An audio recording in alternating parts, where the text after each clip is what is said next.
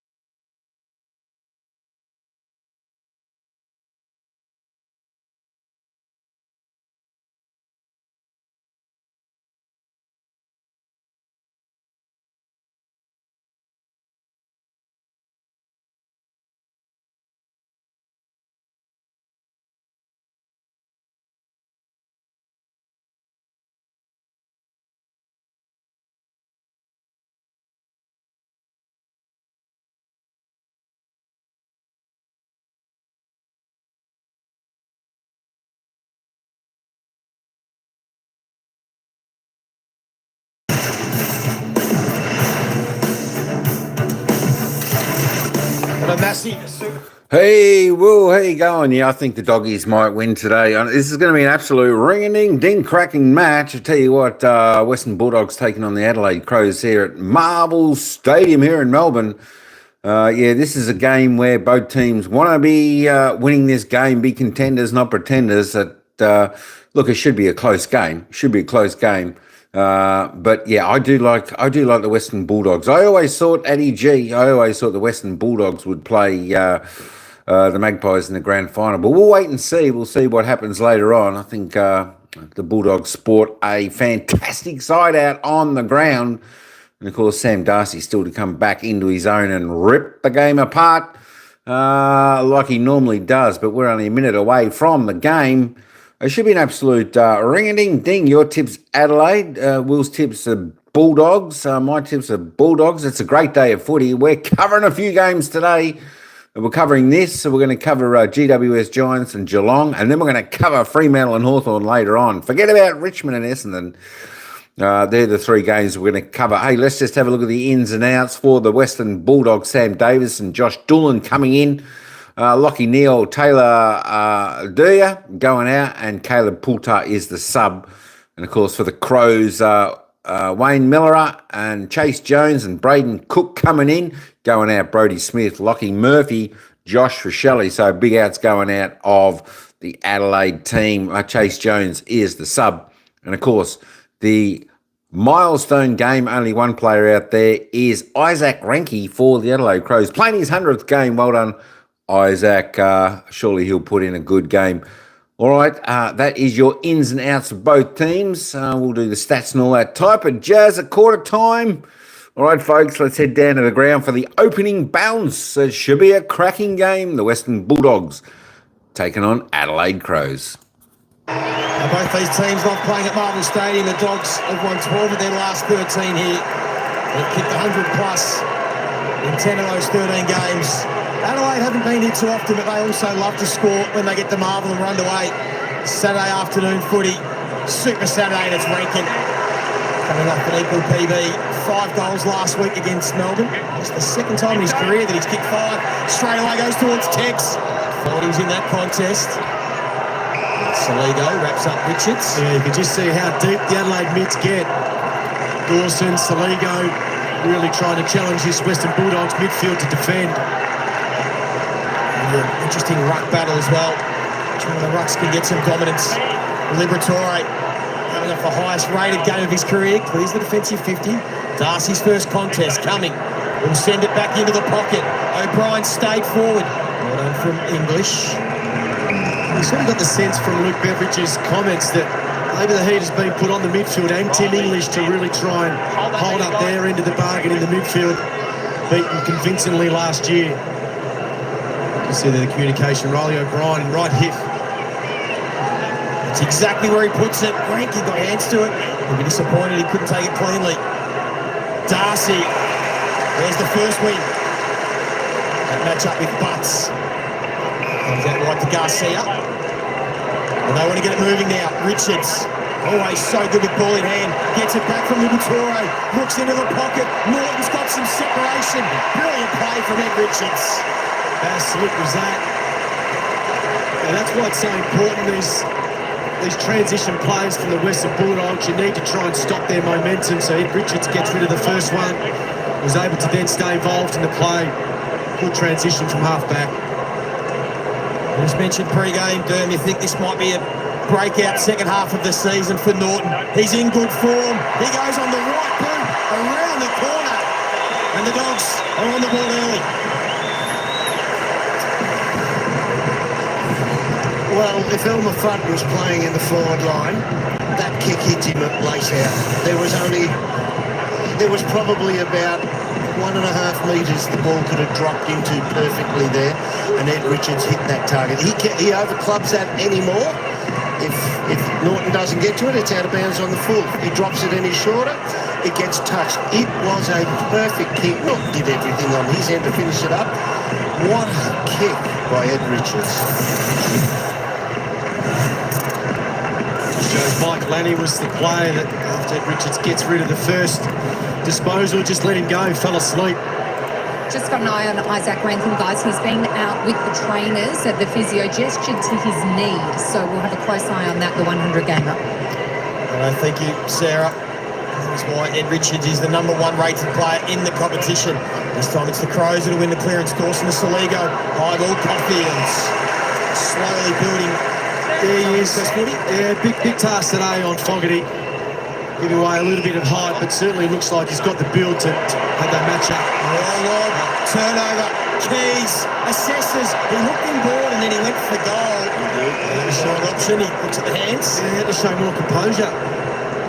Well, you've got to back yourself in to kick it on the run in that instance, but a little bit of composure, the Ford 50 turnover. Wow.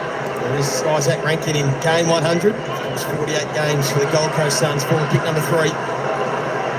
Darcy again in the contest, and then fires up with a good tackle on Worrell. Keys. That was a slick handball. And they're trying to get it back to him. So Darcy has taken the one mark where he outstretched Butts. The other 2 contests he's gone to already. He's got 2 hands on the ball. So Butts has probably got to sum this up fairly quickly, how he's starting to play, and try and move him away from the drop. O'Brien again, clearly. The hit out. Couldn't quite work out for a teammate. And here goes the Dogs, slick hands. Bontempelli, not the best kick, and Darcy will be disappointed he dropped that. He's pinned an arm there. Oh, that's lucky. Yeah, I think if last night was anything to go on, Geordie, they pinged those for holding the ball. there were some terribly unlucky players last night, I thought. English tries to follow up his own ruck work, stripped, led, standing start, heard the umpire call touched, so this will be play on. O'Donnell did really well. They're so good at getting their hands free, the Dogs. Bailey Dale goes to Darcy again, got hands to it. It looks ominous. Adelaide defending. Worrell. Dawson under pressure, just got put the ball. Dogs again. Kennedy tried to pull the kick late. Michael Annie. And now Miller are back in the side today after the birth of his second child last week. But they're not going anywhere, Adelaide. The Dogs have got this wall set up. Exactly. And Dale cleverly finds an uncontested mark from Bailey Williams. Johannesson almost gone for goal. Instead, he wants to kick it to his big man. Norton provided the contest. Bontempelli. Handle didn't go anywhere. O'Brien wasn't sure what to do, and then Norton tried something. Probably not in the kick bag of his out of bounds on the full. But he was under pressure. I think the other thing that's obvious already in the early part of this game is the Bulldogs defenders want to get high and handball receives. Create that overlap run. Here's Curtin. Trying to get it towards Tex. He was behind, so had to spoil. Let's have the extra number that Walker did really nicely with his strength. Now it's a big one-on-one ball at centre-half forward. Caulfield and Rankin. Waits for the support, then use Keys the decoy, runs to 50, squares it up to Fogarty. While Richards at one end and Rankin at the other, setting up the shot for goal. Keys he did the right thing running past, but in the end he turned into a crash test dummy. He was just there for Rankin to do his stuff. I mean, you still wanted the ball in the hands of Rankin, preferably when the kick arrived. And that's what he did. Radar's been slightly off in recent weeks for Darcy Fogarty. 3 goals, 5 in the last 4 games. Normally, this is just automatic.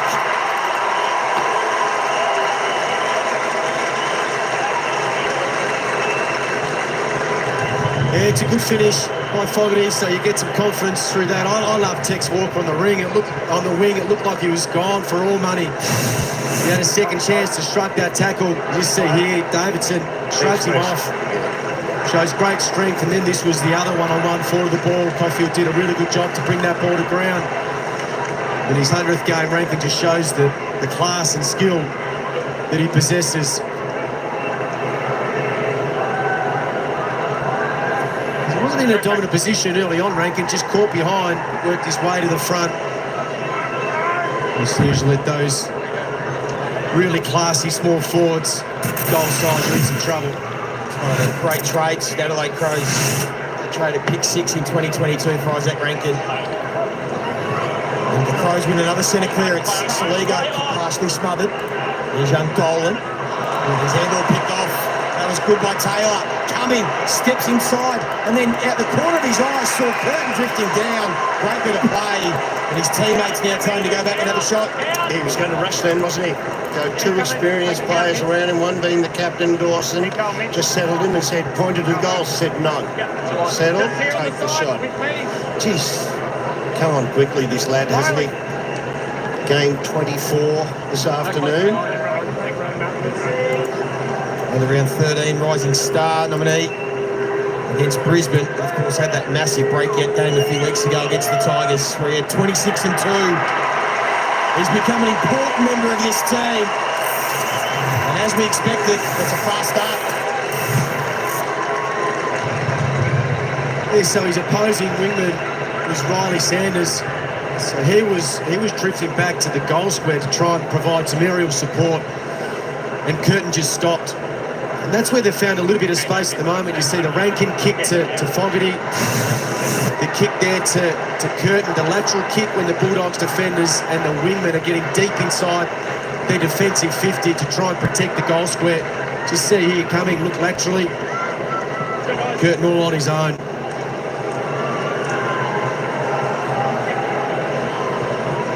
There's Curtin. That's a good cobra too. He's got some arms, the young lad. So an entertaining start to this one. Dogs need to win a centre clearance. English to Bontempelli. That's a good result. Free kick off the ball. That was going to go the way of Norton anyway. Going to go back a couple of metres too. Straight go around the corner or straight on kick? Just say straight on? Surely. Probably a little conflicted. Jeez, he looks lively, Dirk. 3 more metres back. Next. Please come in. 1 more metre. His last 4 weeks, he's gone 3, 1, 3 and 5. And he's got 2 inside the first 10 minutes today. So I think the way that they're setting up their forward line, the Dogs, and as soon as there's speed on the ball, the Adelaide defenders have panicked a little bit, but Norton is that mid forward on this occasion. Drags him deep, you can see there the hold in the back end of the screen. But I love this handball by English, not to blaze away, not to kick it, get the ball to Bontempelli so he can take Brown and Norton being that deepest forward. At times we've seen Darcy further up the field, at times on that half-back line, and Norton taking Keane really deep and challenging him. We've seen this weekend, once you cup your hand around an opposition player's bicep and hold that arm, you're going to get pinned. We thought coming into this it would be a bit of a shootout. Early signs are positive. Garcia feeds back to Bailey Dale, who has stolen, just went over his head. Then came off his man, provided the contest, but Solon did well. Now Fraser around the body. Butts had to be clean. Handball, they missed the mark. Laird did well to get it to Hinge. Not a lot up ahead. As Jordan Lewis has told us, Dogs defence pressing high. Davidson back into the side after illness and goes up the side of the boot and finds Richards. He's probably got the journey. He wants to compose himself, but he looks active. He didn't want to go for home. He wanted to go to the man that's got the hot hand early. Norton again. Why not? Just take a step back. When the Crows were trying to come out of defence then, they had to try and spot up a spear pass. And we often talk about forwards don't come up the ground enough.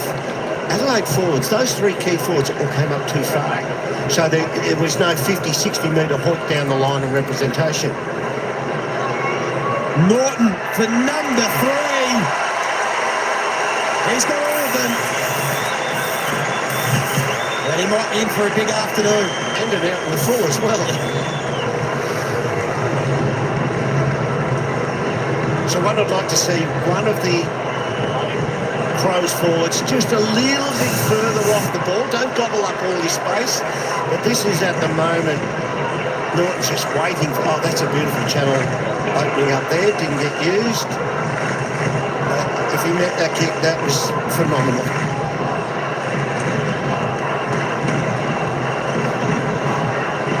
You to see his body contact as well. At no stage did Butts ever try and initiate contact and force Norton off his line or try and control his attention.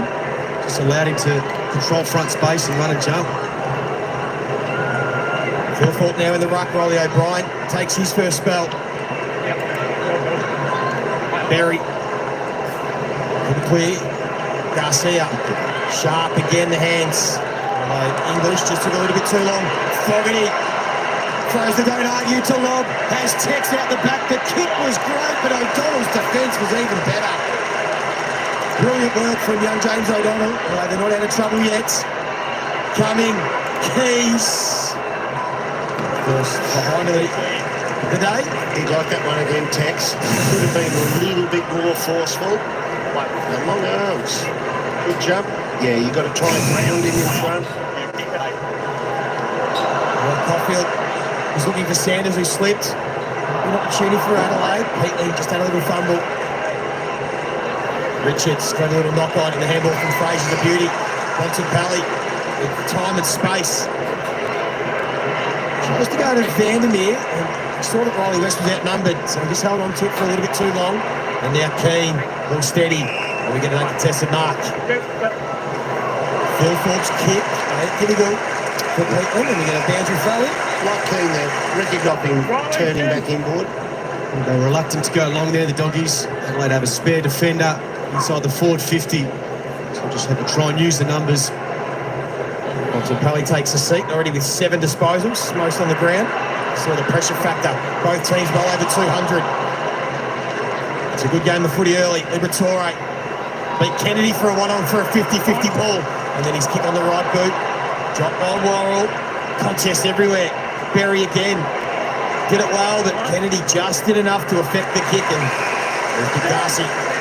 And he's back inside the forward 50, so might just need to be a little bit measured going inside. He's now in the ruck, so he's just going to kick a high ball. Norton will get a run and jump at it, but in front. Right on Worrell. It was a poor kick. I mean, you'd like to see players build the ball up if you can in that instance. Third in the competition for intercept possessions is Josh Worrell. So kick from Keane. Opens it up for Peatley, who's got the runner in Saligo, but he's missed him with the handball. This might spell danger. The Dogs have numbers inboard. Fraser, the wrong way. Liberatore was waiting inboard. Opens up for the Crows. Coming. Kick late to Keys. Bailey Dale was running back towards the goal square. Keys dropped off. And then goes to the ever-reliable Fogarty, who will line up for his second. Yeah, it has been a little bit of a pattern in the early part of this game. The Dogs defenders retreating. So they are finding a lot of space between 50 and 30 to have marks inside forward 50. And that's where they've got their opportunity again through Fogarty.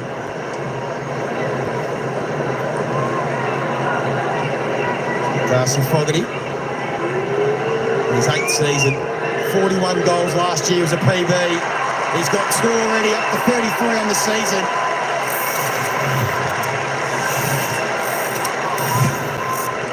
There's a lot of legends in football about playing in front, about kick the cover off the ball when you're kicking at goals, kick, get your knee straight to follow through. But Darcy Fogarty is a pure kick, and he kicks with a bent knee. And it's one of the most relaxed actions you'll ever see. He just caresses the ball. He's just got such good timing. He can do that. Beautiful action. A piece of individual brilliance, both defensively and offensively by Cumming as well. We speak about the Dogs retreating sometimes in their defence. Cumming was aggressive, come forward, sense the moment, sense the anticipation in the turnover. Excellent start to this game for Isaac Cumming, one of 12 Crows players to have played every game after only playing 6 last season with injury. Miller off half-back. Courage has to be shown by Caulfield. He knew Fogarty was coming. Didn't take the mark. And again, he breaks the tackle. Curtin wants to cut back on his left. He sets Keys a task. Dogs should be able to kill this one, and they do. Well, Fogarty was just a metre off to really impact that contest. He looked like he was coming really hard.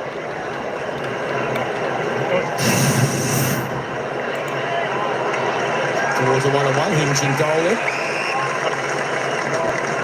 Already 5 marks inside forward 50 Adelaide, so really composed going inside. It's been a bit of an issue the last 4 weeks, finding those marks inside forward 50. Josh Dolan back into the side today, the 23 disposals at VFL level last week. Game number 11 in his first season. Speaking of first games, Cook, his first game of the year. It goes only as far as Caulfield.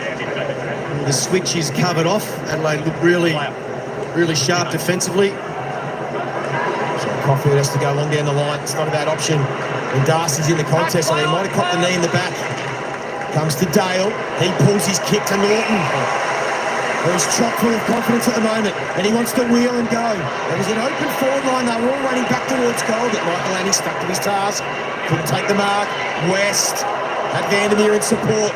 He's going to pull it to the top of the square. Dogs have got the 2v1 if they can just work it out, but they couldn't. We didn't need to do it, Fraser. You're right, Joey. It was a 2v1.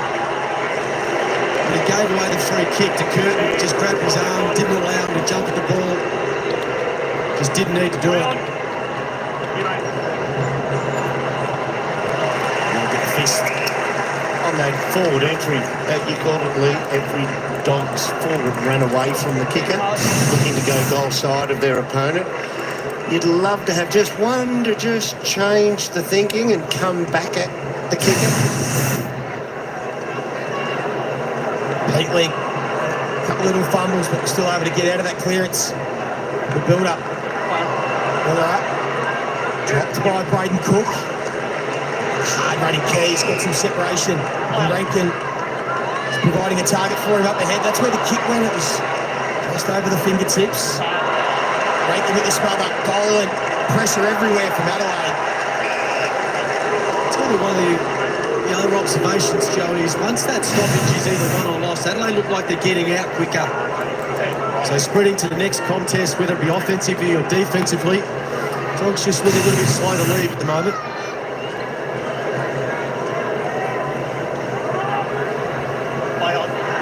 Darcy. A lot of work there, Brian, under the ball, but they couldn't clear, and again Adelaide win another clearance. The kick pulled for Darcy Fogarty.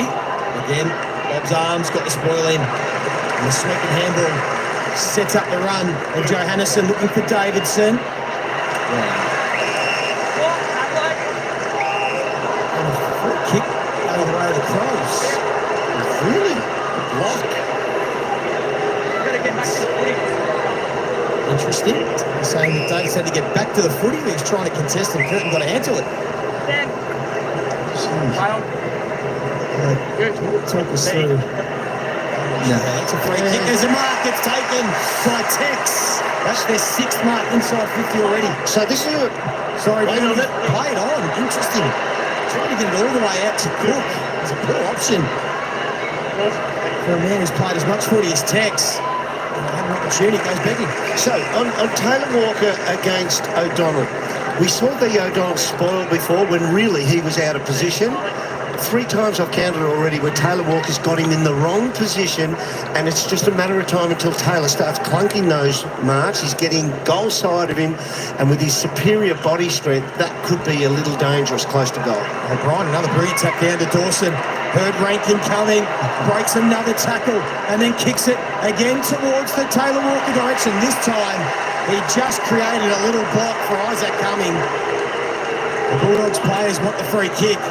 And they look sharp coming out of stoppage, as I said, Geordie. Yeah, Isaac Rankin is that high half forward. Just ball in hand. Shakes Richards, fend off Vandermeer. I like the protection that Tex provided here. Legal too. He didn't look behind himself. That was the line he was running. He's entitled to stop and not go for it. Isaac Cumming, he's already set up a couple of his teammates, and now he gets on the board himself. What a first quarter for Isaac Cumming. One of the things that won't please Bevo in the coach's box, they average only 7 fall-off tackles a game, missed tackles where they fall off the tackle. They're already up to 6. So that's an indicator that they're just not quite. There's a 7th on that one. You see here, Rankin getting inside the stoppage. I mean, that's why these high half forwards or midfielders love coming up into congestion. Right back. Really question the opposition. Is he a midfielder? Is he a half forward? By the time you work it out, he's gone. You see here the setup from Adelaide really denying the Dogs coming out the front. Close out by 8. They are the best first quarter team in the competition. They've won 12 of their 16 first quarters. And they're playing well here. The Dogs through Johannesson. He's kicked over as far as Miller. Yes, even that, the Dogs win the clearance, yet they're forced back, which allows the defenders from Adelaide to get in a really assertive position.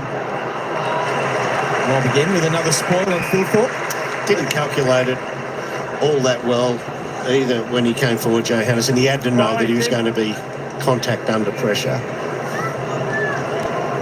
Good spoil by Rory Love. Well, his arms are about 2 metres long.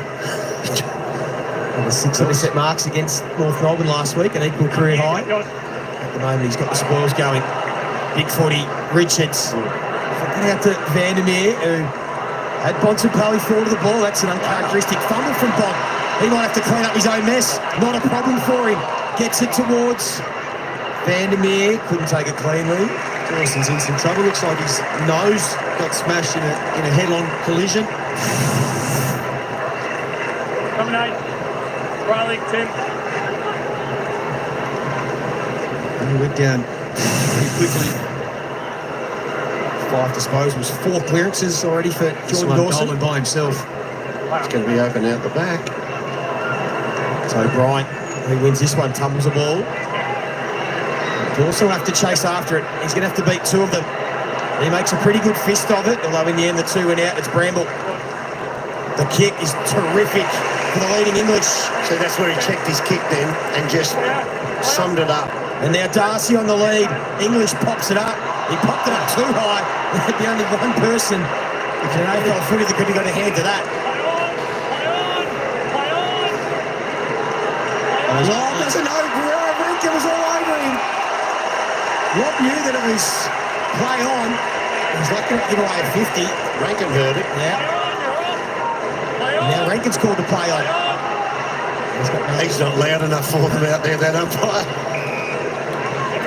Switch wide to Keys and now to Taylor. There's a fumble. Again able to break out of a tackle. Drives it into the pocket. And Dale, that was an important hands. We're going to throw it inside the final 4 minutes of this first quarter. He did call it 4 or 5 times, the umpire. They chased down by Isaac Rankin. It's a steep drop-in. Opportunity for the Crows now inside 50. Saligo with a bit of composure to the man who has helped himself to an excellent first quarter of footy. Already 9 disposals. Kicked one himself and set up a couple. He'll line up for number 2. They're just not switched on defensively, the Dogs. They keep retreating back to the goal square. They would have had 2 or 3 spare defenders on that particular play. Once again, this is where they're finding space, Adelaide. So Isaac coming. 2 goals in a game is a career high. He's looking for it in his first quarter, but he hangs it out to the right. Good stroke in the footy. All the talk coming into this game, Geordie, is the Dogs' defence against the good teams. Can they hold up? So we'll keep an eye on it as the game unfolds. Liberatore, clearing kick to West. Well, Darcy one-on-one with Butts down the line if he wants to go quick. You've got to give that a chance, don't you? One-on-one with Darcy. Well, eventually he does go, but he took too long. I'd be looking to try and get the one-on-one is virtually an advantage Darcy. Now Adelaide look to spread the field. Land called to play on. The players aren't hearing the call, are they? Rankin to Curtin. A slow play at the moment after an electric start. And goal for goal. He tries to pull it towards Tex. It's a tough bounce for him. Big English. Got it to O'Donnell, who just stepped out of bounds. He kicked the ball. Geordie, I want to ask you, in the Doggies forward line, when the ruckmen were going at it, there were only... there was 5 couples boundary line side of the ruckman. In the Crows forward line, no couples boundary line side of the ruckman. Now again, you see, what have we got? 1, 2, 3, 4, 5 couples ahead of this to the outside. Is there a belief in the setup of this? Liberatore's handball. Stay in play. Rankin kept it in, got it to Laird. There's the Dogs' spare defender. Caulfield in the situation. Hawkins has had to provide a contest, did it well. I think it's where your preference, you want the space, and some teams start in the space that they want to get out of, and some teams just leave that space free to be able to move into. So I look at Rankin like this. You know, he will get on the move boundary side. Which does have the extra at this stoppage. Laird just hacks it out of midair. Right, worst play. Probably just, but it was there. Well, one umpire didn't pay it, the other did. Just no movement from the Dogs. Minute 28 to go. McDonald been averaging 3 intercept marks a game since round 8. Gets it out the back, Richards. And Petling for company. Tripped, Kennedy didn't give away the free kick. So opportunity here for the Dogs. Sanders inboard to Liberatore. They're queuing up everywhere at centre-half forward. He wasn't sure what to do in the end. He cleverly pulls it to Bramble. And they see they have the runner in Johannesson, who looks up. He doesn't blaze away. He pops it into the path of Fraser. And that could almost be 50, but not quite. Wasn't enough punishment in the spoil in the end. He also had Norton, which had run incredibly hard to the pocket. You saw on that shot there, just walking past the point post at the moment. So if you watch from this angle to Norton moving to the pocket further up the screen. After that best on-ground performance against Sydney up at the SCG, he just had the 12 disposals and 1 goal last week against North Melbourne, one of his quieter performances of the season. And this one gets right to the goal line. Darcy again got hands to it. He's got 5 occasions he's got clean and clear hands to the ball. He hasn't completed the mark. This is where you don't need to take any risks coming out of your back end. We'd love it if we do. Final 15 seconds.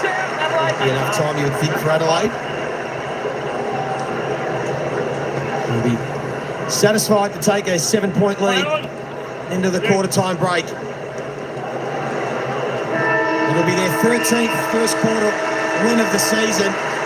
They come out of the blocks hard, but you know these Bulldogs, they'll keep coming and they'll keep scoring. It's a good game of footy here at Marvel Stadium. Of course, it is a massive Super Saturday. Following this one, another top 8 shaping game. It is the GWS Giants. They are hosting the Cats. So another huge game still to come right after this on Super Saturday. All right, there we go. Quarter time here, Marvel Stadium. It's the Crows doing it well. 4-2-26. The Bulldogs 3-1-19. Tell you what, it's a cracking game. Manny, Will, Adrian, shout out everyone in the chat. Sir Ryan, there we go. I tell you what, the Dogs started off well. The Crows fought back well. Norton looking good. Fogarty looking good for either end for the forwards down there. Good game so far. Yeah, fantastic game so far. I think this game certainly will go down to the wire. Norton is on fire down forward for the Dogs, grabbing everything, looking really good. Tell you what, both teams, they're pretty much leaving open forward lines. They're not playing so tight. It's a pretty fast-paced game, back and forth, etc. like that. So this is great to see. We probably do expect a reasonably high-scoring game, I think, in this one. I think it's pretty free-flowing. But liking what we'll see, I think this is going to be a tough game, Eddie G, for both teams. And definitely the better team will win. I tell you what I have noticed. Both of these teams have been pretty clean with the ball. Their handling and their skill set is pretty well fantastic, which is what you've got to love to see. Hey, let's just have a look at the ladder before we go any further. See where these two teams sit on the ladder. And, of course, Adelaide Crows sitting third on the ladder. Played 16, 11 wins, 5 losses. Western Bulldogs need to win this. Good crowd there today. I think the crowd's pretty good there. as it should be. Western Bulldogs sitting down there in 7th. 10 wins, 6 losses on 40 points.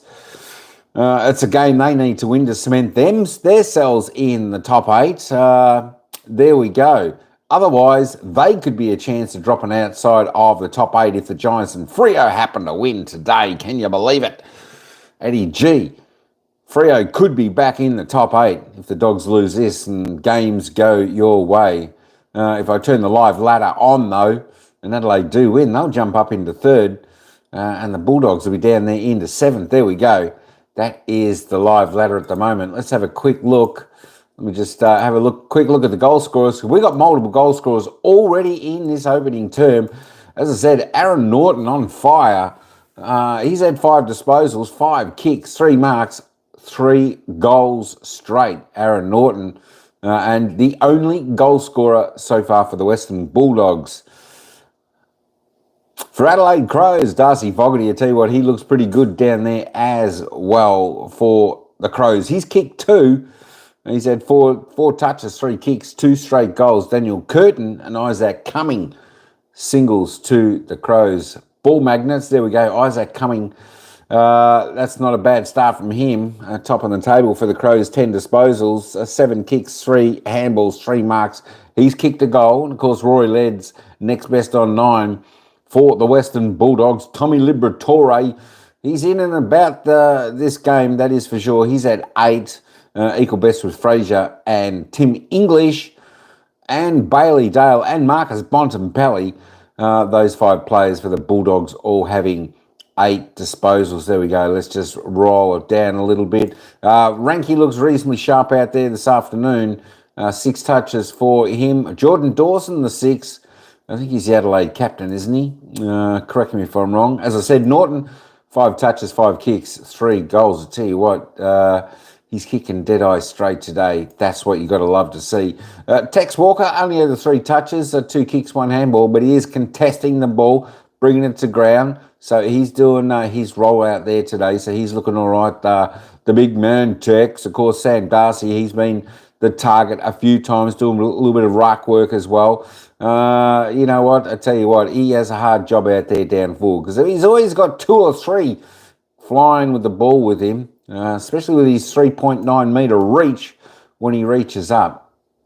He's hard to beat, but yeah, he could be a good decoy and just set it up for Norton today. That could be the plan for the Western Bulldogs. I'll tell you what, it's a ring-a-ding-ding first quarter it was so far. This is going to be a cracking match. I don't know about the feeling you got for a huge win. I think this could go down to the wire a little bit like last night. Could go down to just with a kick in it. And that's what you'd expect from these 2 fantastic sides of the competition this year. As you see, both teams handling the ball well. They're pretty clean, trying to move the ball on quickly when they get it. Which is great to see. Fast-paced football action. None of this going backward business. All that type of stuff. 2 fantastic sides.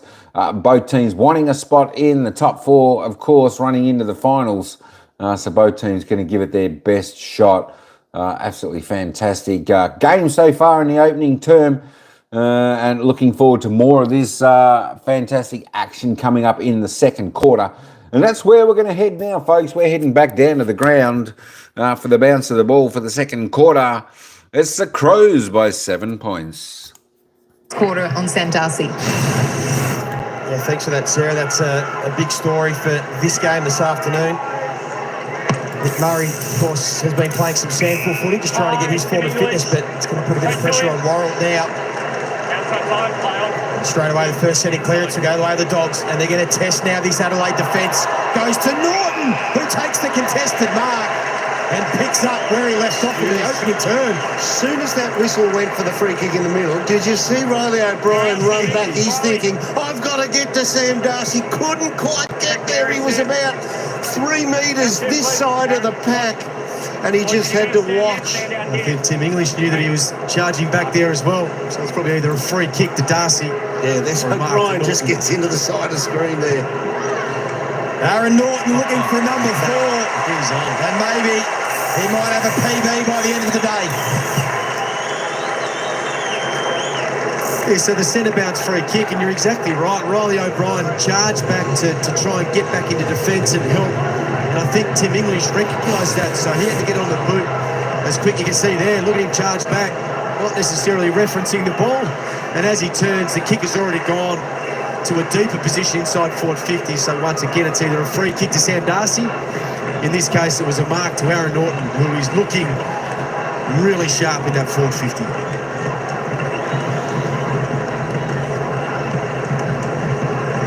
Three contested marks already for Aaron Norton. PB is 6 goals, never kicked more than that. Then again, he has 4 to start this second term. It's back to 1 point.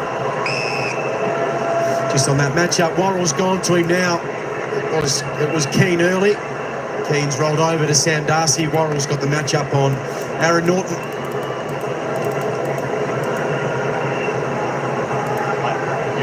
O'Brien. Holding, Rankins. Go to Rankins. It's back Kennedy. Stand. Come back on.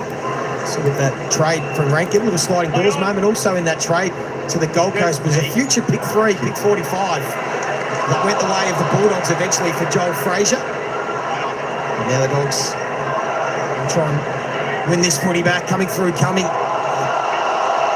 opening turn. He's going to get penalised here. That's the way they adjudicated last night. You pin an arm and they're still on their feet. Doesn't matter how much time you've had. Yeah, I still think you need to give them a little bit more time, don't they? We'll disagree there. Jeez. I reckon once you get it, you're hot. It simplifies everything. Davidson didn't have many options, so he went long down the line. Heatley went looking for the tackle and then gets the free kick for high contact. So this is where they've looked to come to the open side. This time they're going skinny. Wasn't a lot on for Keane. They had to try and pierce the ball to Dawson. It was perfect. Yeah, it's a good kick. Good bit of body buffering just before the ball got there. Played it really well. And now Dawson wants to wheel and go and get it to his big boys. Look at him, Phil Thorpe in the contest. Dale did well to get back. Got some stern words from Bevo just on the quarter-time break. I think that may have been, Geordie, about potentially just retreating a couple of times defensively. Yeah. Torres, high ball, coming through Michael Annie. Gives it to Dawson, who could probably go for home from here, from 55, off one step. That's what he does.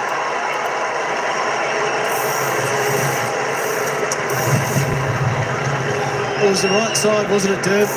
For a left footer to get the handball received, swing back into the open part of the ground. And that's just recognising what you've got around you, the strength, and then the capability of Jordan Dawson.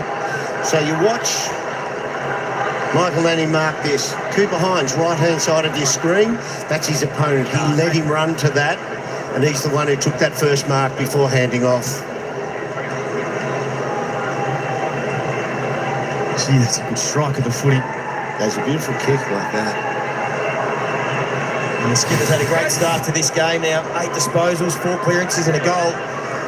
He polled 20 Brownlow votes in 2023, polled the 18 Brownlow votes last year. I just wonder how many he'll poll come season's end. Umpire decides not to recall that bounce. Tim English can't believe it.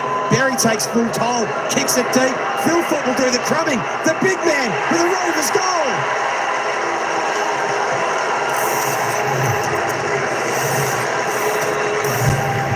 I mean, that just had to be recalled. Yeah. That centre bounce. So the umpire's saying the ball was still inside the circle. Oh, really? There's a reason why he didn't call that ball back.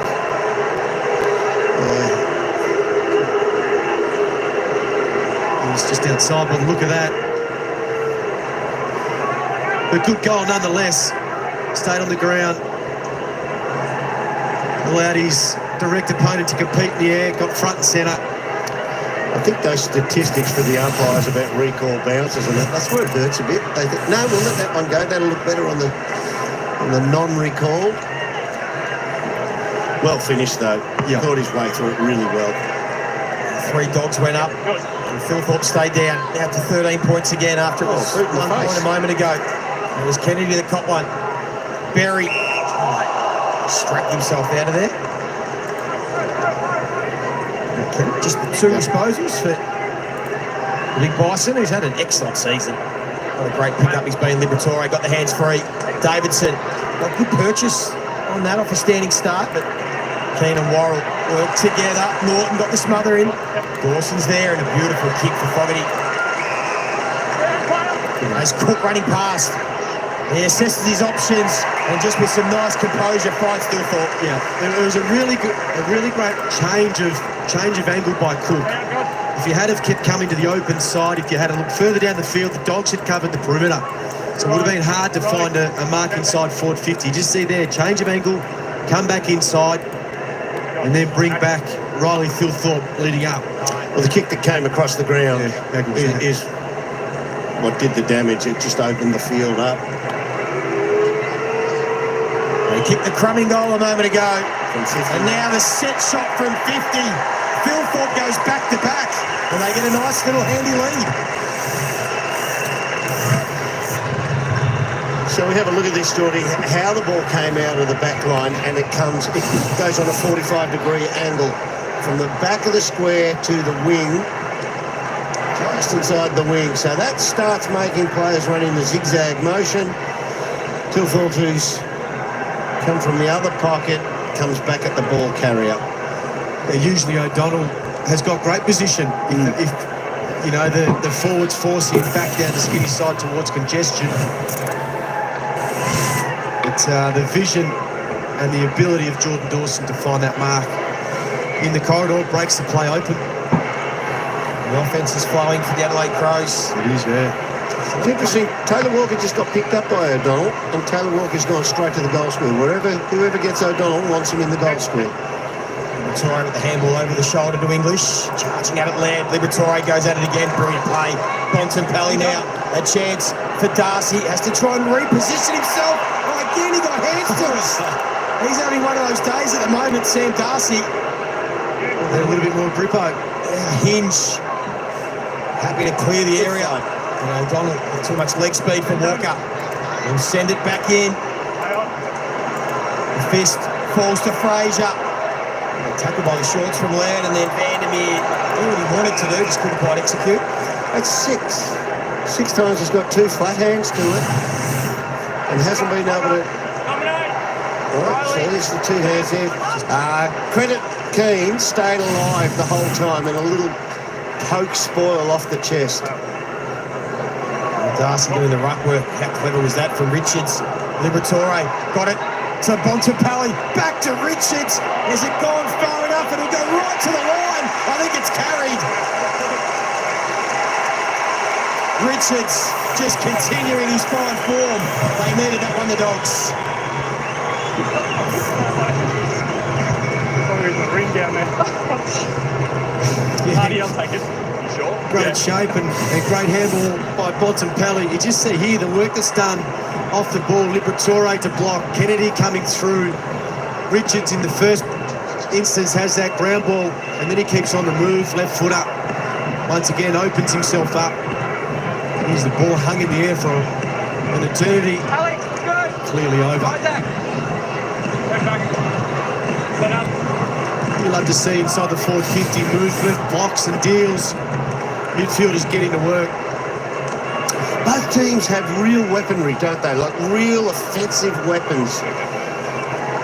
We've got midfielders that kick goals. That's his 14th for the season. Ed Richards kicked in the last couple of weeks. And they go again. Garcia to Bontempelli. Another chance. A big contest again. Crummers needed. Norton got it out to Vandermeer. Back to Richards. Now he will go back to back. Oh, there is talent and class everywhere on this field this afternoon. That's the offensive weapon. Again. They just charge forward. If they can get the ball into the hands of Ed Richards, forward of the centre, more times than not, even if you play him as a high half forward, so run up there without an opponent and then try and work yourself back into traffic, they'll win the game. If he can get 25 more possessions from here to the end of the game, which is quite a lot, I might add, maybe 20, they'll win it. Yeah. Joe, it just shows how important long contests are forward of the ball. You know, if Adelaide mark that ball clearly, it's going to be a turnover. But the long contest that's provided by Darcy and Norton allows the time for Ed Richards to get there and be an option. There he stands opposite him in the bounce here. Now the Dogs' clearance game starting to get a hold now. They've won 6 and they've kicked 3 goals. Adelaide win this clearance. They get it towards their forward 50. O'Donnell again beats Taylor Walker in the foot race. And the kick goes looking for goal. Well done, Hinge. The ball into the corridor. And this is what they did in the first quarter to great success. Keen. Looks to be creative by foot. Keeps it relatively safe. Back to Hinge. As Cook short. Tumbles a floating ball. It's going to be tough for anyone. And the Dogs pick their way through it. They do it nicely. They've involved a couple of times. Davidson on the left boots. The bands will throw in. I mean, it really is the result of changing the angles from Adelaide further up the field. It then becomes, once you turn the ball over, it becomes less predictable to the Bulldogs where their outs are. So change the angles, make the Dogs defend as much as you possibly can. I must say, so much has improved in league football, except for disposals on the non-dominant side. Massive crowd here at Marvel Stadium too. As we said off the top, this game originally scheduled at Mars Stadium. Dogs win another clearance. Garcia's been busy this quarter. Free kick will go the way of Sam Darcy this time for a block. They had the outnumber as well. He just does that. He's so dangerous. They try to do things which perhaps weren't totally necessary at the time. Bontempelli forward. Williams will go in that direction. Bontempelli assesses. Ball came over the top. Vandermeer couldn't get hands to it. Adelaide have to scramble here. Curtin has to be careful. Oh, that's a handed that to Worrell. No umpire saw it. And they might have got away with one there, the Crows. And they're clearing kicks marked by Phil Thorpe. That could be the worst missed free kick I've seen all year. None of the 4 saw it. He literally handed it to his mate. Take it in the box. Watch it again. He gives it. He hands it to him. Man. It'll be tough defending that one on Monday. Free kick from O'Brien. Here's O'Donnell. Tries to put that one looking for English, but kicks it too far.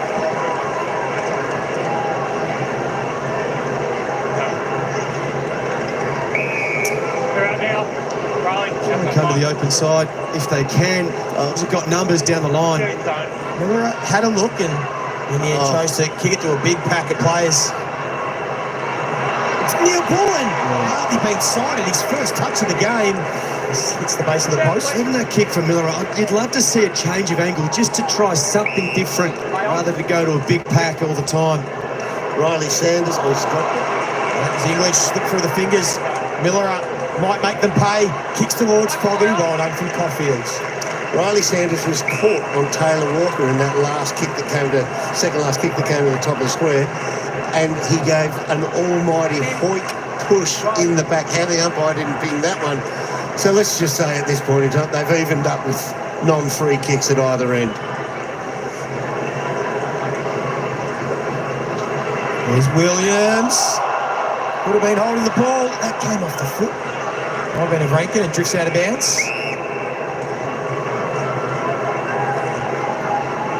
Like the sub will be activated. We'll get Sarah an update. You got an update, Sarah, on Jordan Butts? The Crows say that it's a chest. Not much detail from them at the moment, but a lot of movement on the boundary from the doctors. In fact, a doctor was taken from over the other side of the fence and down into the rooms by the Crows. So a little bit of confusion down here, but they are saying chest, and it does look like Chase Jones is about to be activated. Thank you for that, Sarah. Usual for when a fullback goes off. You don't really, they tend to have 100% game time. Yeah, they don't go off the ground. Chase Jones will get his first opportunity of the season. He's playing as an inside mid at Sandford level and been in really good form. So he'll look to impact. There's Garcia. He's having an impact this quarter. Chestnut wouldn't take it in the hands. Wasn't sure what to do, Darcy. Downfield. And then the high contact downfield. Mark will be paid. A free kick downfield to Vandermeer. He basically waves at Sam Darcy to get back down there. They needed the kick to him. We'll go to him here, Joey. Has time to take a bounce, and that is where the kick goes. Just out of position.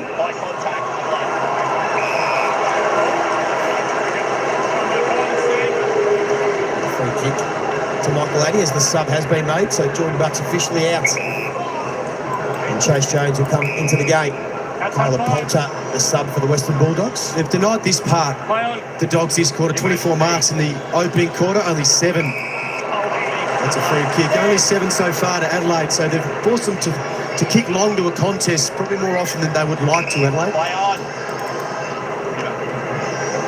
O'Brien goes long down the line. Phil Thorpe was out of position, so he didn't want to bring it to ground, but the Dogs have the numbers. I'll give that by hand. And Vandermeer goes towards West, who's got 3 Crows to beat. So you had 2 players forward of him. You just had to give that by hand, Vandermeer. You just see here how active the Dogs are and not allowing the switch, not allowing Adelaide to play this uncontested possession game. They did so well in the first quarter. You can see there, trying to look to the open side. It's covered off. Forced down the line to Tim English. Oh, Soligo with a brilliant kick. Opens up the whole field for Neil Bullen to find Walker, and he wheels, snaps on the left, puts it up to Phil Thorpe. What about that for transition by the Crows? Riley Sanders was on the mark, and as the kick came past him, he flinched and turned away from it rather than trying to smother it. I thought for sure that was going down the line, Joey. What a kick from Soligo. Yeah, the Soligo kick went past Sanders, and he flinched and turned away from it. It was coming quickly. The general notion of the game is to try and smother that kick, not take evasive action. Phil Thorpe's gone a long way back. He'll come in and kick his 3rd for the quarter. So Norton at one end and Phil Thorpe getting it done at the other. No, they were hemmed in. I thought the Dogs had done a really good job to force them down the line. Tim English had set up for the long kick. And Have a look. It was a look like Sanders. No, he was never going to get He was never going to get there in the end from that angle. But he flinched and turned away from it. You'd have to think you're a chance, wouldn't you? It's one of those ones in terms of the kick that comes inside. Have a little look early and have a little look late. Great kick. Fantastic piece of play. Well spotted, mate. That's 2 really good kicks in a row, isn't it? Yeah, I know. Non-dominant. Tex Walker's on his left. He can kick it on the non-dominant. Phil Thorpe kicks his 3rd and then goes up against the other superstar key forward in the ruck. And Darcy did win it, but sideways to Braden Cook. Good spread. And some nice touches in his first game of the season. Another good kick. Skills on display. Dawson again wheels. The kick for Walker, magnificent. That's what I'm worried about that. O'Donnell's playing assertive in front of Walker a lot of the time, trying to utilise his pace and then get back, but he's had him wrong-footed a few times. This is the first time it's really paid off. Playing goal side of his opponent, O'Donnell. It's already 11 marks inside 50 for this Crows forward line. And that's a class finish by Tex. Adelaide, game high, 20-point lead. His last 2 kicks have been superb. That at goal and the one before. So watch him here. So O'Donnell likes to play in front, utilise the pace, and he's got a bit of reach. He's trying to give a bit of a hand over there. Walker. He's going to let him go here. Yeah, he's trying to mark 2 with 1, isn't he? Didn't get enough support. Straight back. Fairness to O'Donnell, he was trying to cover 2 players there for 2 or 3 seconds, which is 2 or 3 too long. Beautiful finish by Taylor Walker. Yeah, the big 3 forwards have kicked 6 between them for the Adelaide Crows. Johnson Pally couldn't quite get put the ball. English head over it. Just need a little response here. The Bulldogs kick only as far as Caulfield. He goes wide. Makes it a foot race for Dolan and Cook. Dolan couldn't break away. That's the desperation the Crows are showing today. Neil Bullen. Back to Cook. Steps around Ireland and shanks the kick. Oh, clean bowls. Williams opens the door here for Rankin. He's looking for some support. Tex wasn't quite on the same page. Bramble under pressure. Gets out of trouble. Did well. Just knew he was going to get physical after he kicks it, but stayed in the act of the kicking to get the ball away cleanly. There's the shot of O'Donnell, what he's got up ahead. Not a lot. Backs in Norton in a one-on-one, but this time Keane wins out and uses Michael Annie. And they'll reload again. The kick for Fogarty, another brilliant kick, and another mark inside 50. That's it. Gates. At the moment, the Adelaide forwards having their way with the Western Bulldogs defence. It was the issue coming into this game. And Fogarty is also going to line up for number 3. It's 12 marks inside forward 50, Joey. 12 to 4.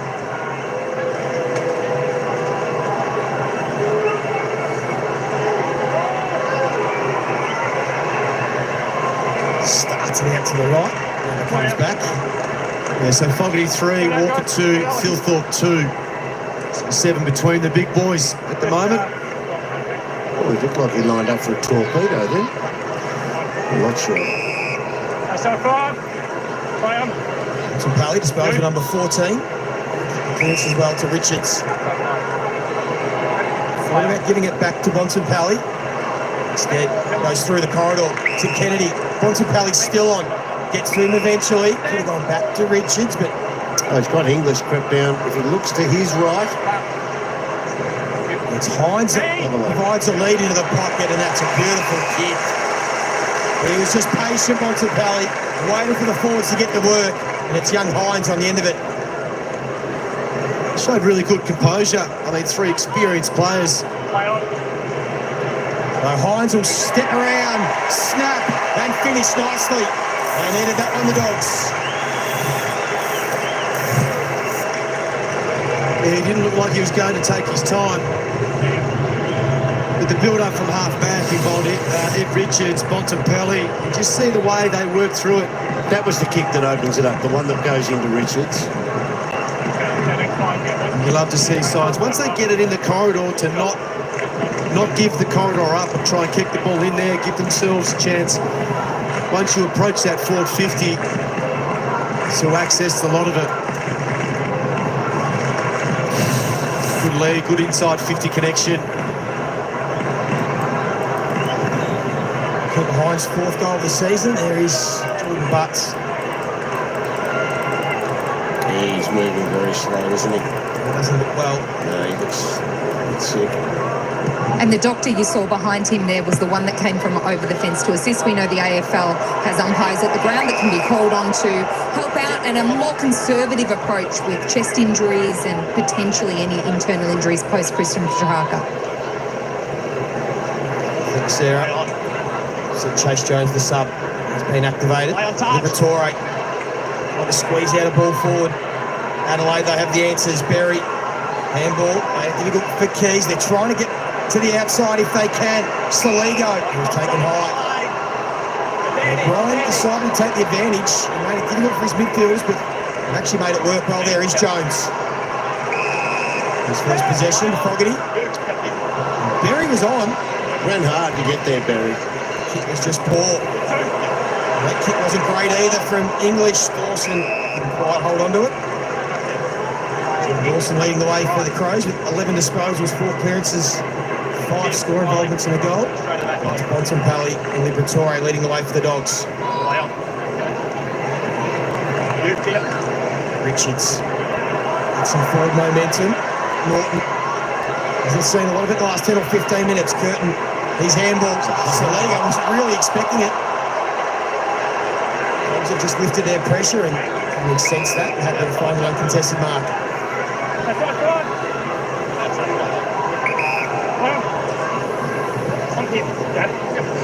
Have a look at what the Crows offence faces. They can use the perimeters. Just got to keep taking ground when they can, but they've been stalled again. So good defence from the Dogs. They'll drop into their patient game. And they'll try and probe this Western Bulldogs team defence. Dogs have covered off pretty well down the field. Can't see an obvious target that they can take yet. By doing this, you deny the Dogs a chance to turn it into a hot game, a pressurised game. They've already taken 56 marks, Adelaide. They've been able to control the ball in these perfect conditions at Marvel Stadium. Bontempelli sees Vandermeer out in space. Norton working really hard back to goal. That's where the kick goes. It's a one-on-one against Miller. Big ball. Well done, Miller. Jeez, didn't he take off Norton? And you're right. Miller had to go as well. And he just made sure that kick had to be perfect to Norton. Here we go, Riley. You're going up, Aaron. Aaron and Riley. From a really slow play to a really fast play. Exactly what you're talking about, Dirk. Dogs, the bounce off halfback from Bontempelli. Now a chance with a forward 50 stoppage. Made even better that too by Miller, because he's actually marking up on Cooper Hines. And so he's rolled over and thought, no, he's most dangerous. Norton here, I've got to go with him. Worrell couldn't get back. Clear the space. Move. Norton will do the ruck work. Able to work. O'Brien under the footy. Throws it on the boot, but across the face. Worth a crack. Was that the umpire telling everyone to move from where he was going to back out? Yep. From the kick in. Common play now. They go to the big curtain on the wing. And they play the kick for Saligo. Now they want to get it moving. Looks inboard and then goes flat and hard towards Taylor Walker. Again, got some separation on O'Donnell. No, you can't have them play on advantage from the mark, so just got to go back behind. See, Dogs have flooded numbers back. So Walker's just going to kick it to the hot spot, create a contest, but the Dogs' numbers win out. Caulfield, Williams and Johannesson. Poor kick, no, only as far as Tex. Off one step, had Dawson. That might be a free kick to be paid. Yeah, arm chop. Right on the spot, the umpire. Fox fans not happy, but from here, doesn't it look like a pretty obvious free kick? Yeah, look at it here. It'll come back in a second on the bottom of your screen here. And look how close the umpire is. Yeah, because he kind of pulls down both arms, hoping that disguised it enough. Already kicked one, Jordan Dawson. Earlier in the quarter from outside 50. Oh, that's a terrible set shot approach from the skipper. Still live though, so Dogs have to try and clear it. West has come a long way down to help out, and again, Bontempelli wants to get it moving. He's got absolutely nothing forward of the ball. Just clear the area. 9 disposals this quarter, Bontempelli. Crows will look to press inside their forward 50 again. And a free kick off the ball, going the way of the Western Bulldogs. Back to Riley West. He's heads full this afternoon, just his third disposal, coming up for number 4. Michael Lanning's that matchup. Crows understand how important Riley West is for the Dogs' offence. O'Donnell to Sanders. Free kick against Rankin.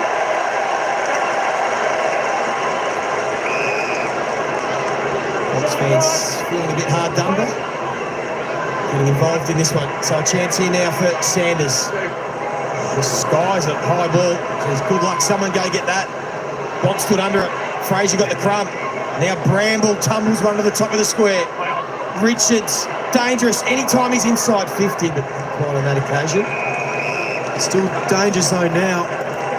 The plays you look for a Liberatore, Richards, Vandermeer can be dangerous in this instance. He might go on the outer perimeter.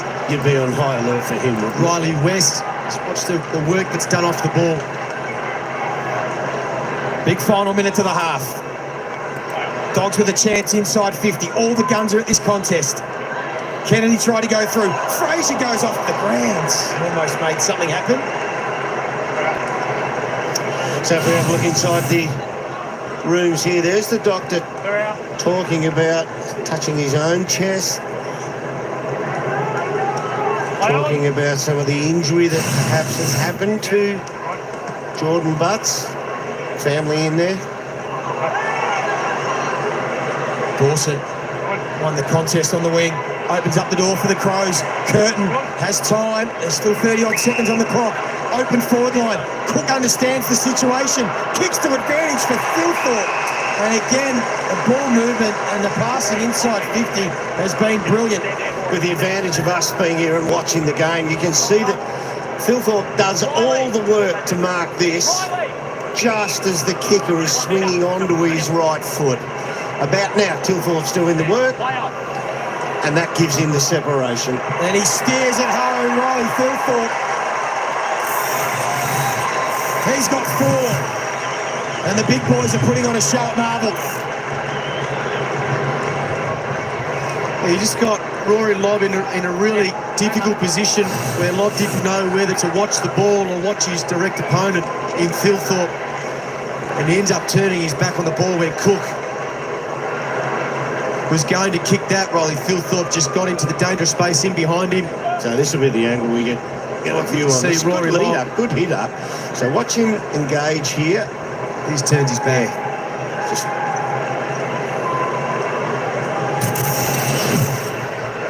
There's no delay on the ball, which would allow Rory Lobb to turn around and reference the ball in his man. High quality first half.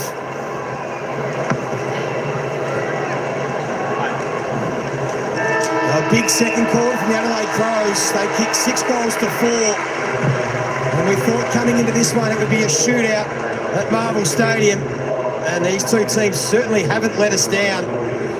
10-4 plays 7-3. Norton had 4 early in the second term. Riley Thilthorpe with a massive second quarter, kicked 4 of his own. All the stars are on display. The big names everywhere. Top 4 on the line for these two sides. And at half-time, it is the Adelaide Crows leading the Western Bulldogs by 19 points.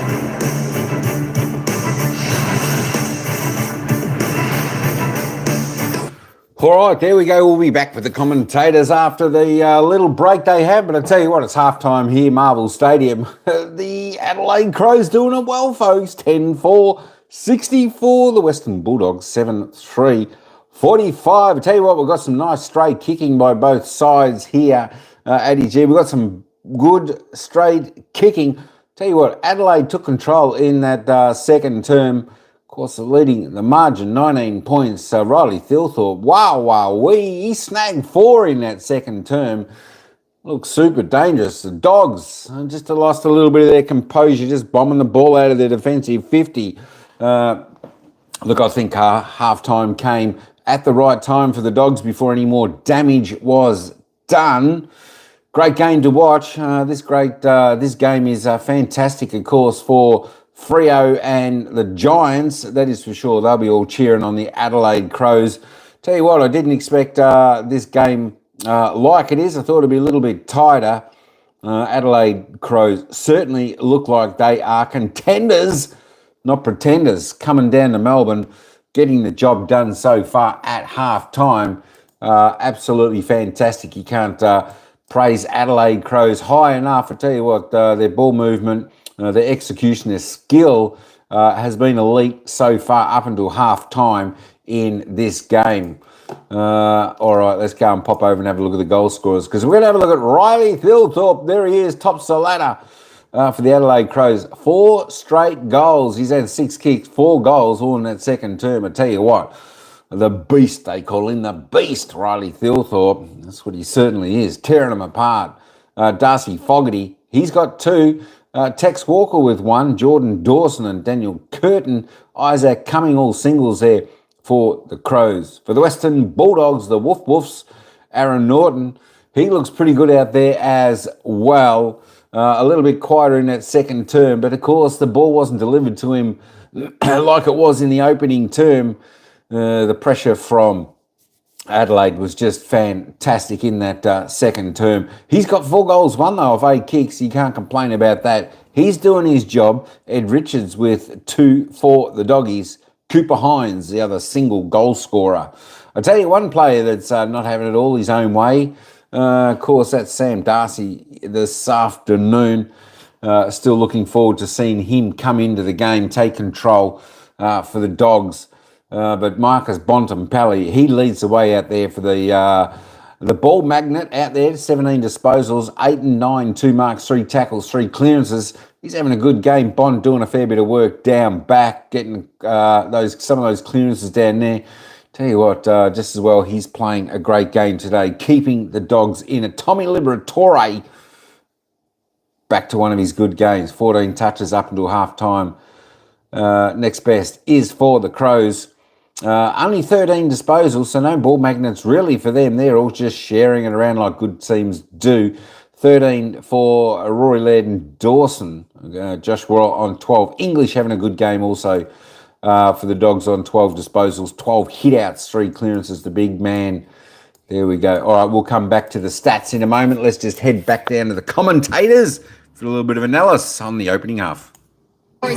10 points in what has been an entertaining, high-scoring game. Dermot Brereton and Jordan Lewis, how are you seeing it? Well, it's a pretty quick game. I think both whoever works best on rebound off their half-back line or gets that express pace on the ball seems to be giving their forwards the best look at it, and perhaps the Crows are using it to advantage better. Last kick inside 50. It was going to be the challenge for the Western Bulldogs coming into this game against a top 8 side in what we've spoken about. But this was a feature in the first quarter and a half. I think they were able to find marks inside forward 50 from that 30 metres to 50 metres, and a lot of the Dogs defenders and any player that entered that defensive 50 were retreating. So really good ball use going inside forward 50 to Adelaide. This has been their major score source, and their ability to turn the ball over and force the Dogs to make decisions they wouldn't normally make, but then to be able to be set up to go the other way and score off the back of that. Derm, you want to have a look at the Crows switching the ball here at Marvel? Yeah, when they're able to take the ball offline. So normally the ball travels in a direct line if you're playing basic footy from where you got it to goals. But look, that zigzags across the ground. They go back across and a lead in from Philthorpe from the other side.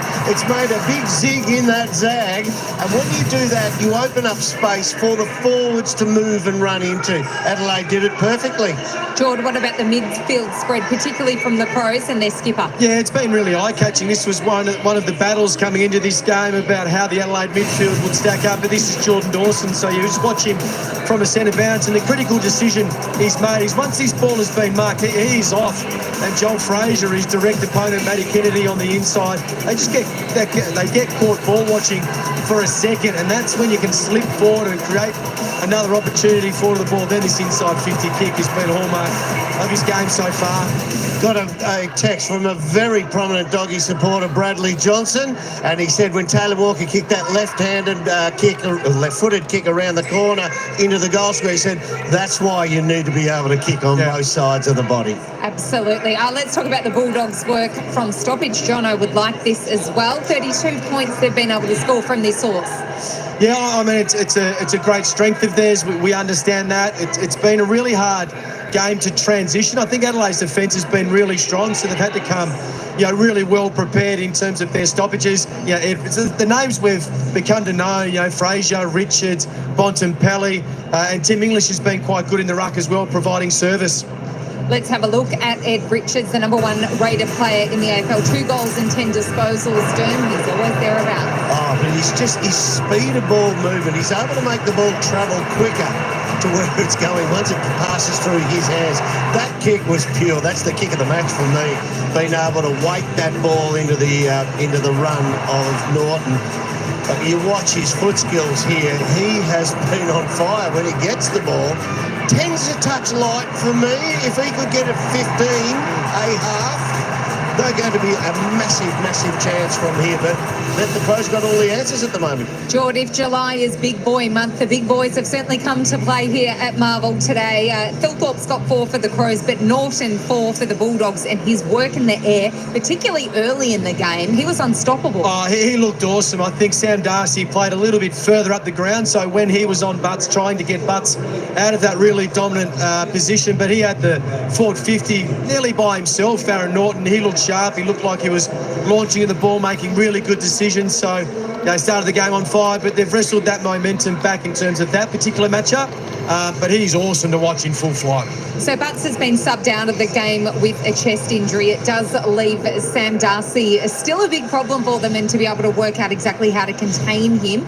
He's been quiet in terms of the scoreboard, Derm. You'd expect a big second half. Don't rest on your laurels. We counted 6 times. He got 2 hands to the ball and just dropped it. You know, a little bit of pressure, but you normally expect him to bring those down. So don't rest on your laurels if you're one of the Adelaide Crows backmen. Was it last week or the week before we didn't have any goals in the first half, 4 in the second? Yeah. You're never down when you are a champion, that is for sure. All right, it is the Crows by 19 points. Don't go anywhere. After the break, we have a look at the rest of Super Saturday and what is looming as a big round for the finals contenders.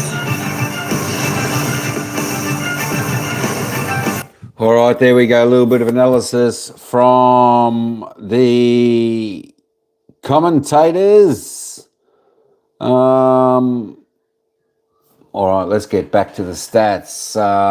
Paradoxal, how you doing? Shouty, welcome in. Chia the famous, welcome into the live chat. Yeah, I actually tipped the doggies in this game. I thought, being at home, I thought the Dogs are a pretty good side, but I tell you what, they've got a bit of work to do, the Dogs, after half-time here. They need to bring up a little bit more pressure on the Crows. The Crows just exploiting the Dogs in a fair bit of area in this game. And, of course, the Adelaide Crows looking absolutely the better when they're going inside their forward 50, definitely creating that more space. And the Adelaide defenders doing really well, whereas... the Adelaide defenders just defending the forwards of the Dogs well. Norton has looked good, though, when he's got off the leash, I tell you what, with his 4 goals. But, look, we're in for a ring-a-ding-ding second half here. Look, this game is never going to be over until the final siren. I think it'll probably come down to within a kick or so. By the end, 2 good teams, both teams contenders, not pretenders. That's why we're going to have a close, cracking game here this afternoon. Mark my words. Let's just head back to the stats a little bit, folks. We'll finish off the players' stats and have a look at the team stats up until half-time. As I said, Daniel Curtin there, 11 touches there for the Crows. 10 kicks. He likes the kicks. Just a 1 handball, 1 goal. Ed Richards bobbing up a couple of times, trying to work hard there for the Doggies. 10 disposals, 3 clearances, 2 goals.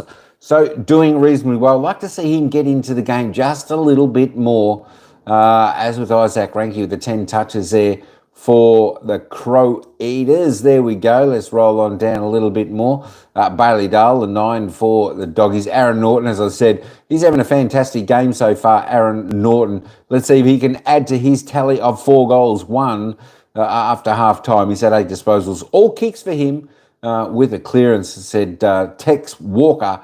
Tell you what, Tex has only had 7 disposals, but he's been in the play a fair bit. 6 kicks, a handball, 4 marks. He's kicked a goal, looking really good. And I tell you what, Rolly Thilthorpe. Tex Walker, a couple of his kicks, I'll tell you what, he's passed absolutely spot-on magical kicks there to Rolly Thilthorpe, which ended in a couple of goals there for the Beast, as I said. 7 touches, 6 kicks. 4 straight goals for Rolly Thilthorpe. On song today, Deadeye Dick is he kicking.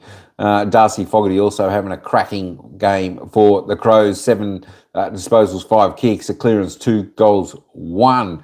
There we go. Rory Lobb trying his heart out on Thilthorpe, but just got towed up a little bit in that second quarter. 6 touches. There we go. No clearances from Rory Lobb just yet.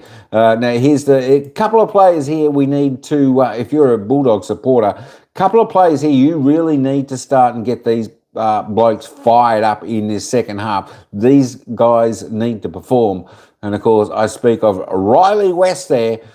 He's only had 4 touches. He's been quiet in the opening half. 4 touches, 2 kicks, 2 handballs, a mark and a tackle. He needs to get on his bike and get pedalling and get moving. And, of course, Sam Darcy hasn't done a great deal today. I tell you what, it's not often a team keeps him quiet for too long. He's just had the 6 touches up until half-time, 5 kicks, 1 handball. He's had 3 marks, a tackle, a couple of couple of hit outs, but I tell you what, look for him in the second half. It's as I said, it's rare to see Sam Darcy being so quiet for 4 quarters. So we do expect a bit from him in the second half, which is good news for the Dogs. There we go. Just look at the team stats now. She's pretty tight game, actually, folks. Just the 7 disposals plus 2 Adelaide overall. Of course, the Bulldogs liking to handball a little bit more. They're plus 20 on the handballs, but the Adelaide Crows plus 27 in the kicks. Looking at the inside 50s, both teams getting a fair bit of it.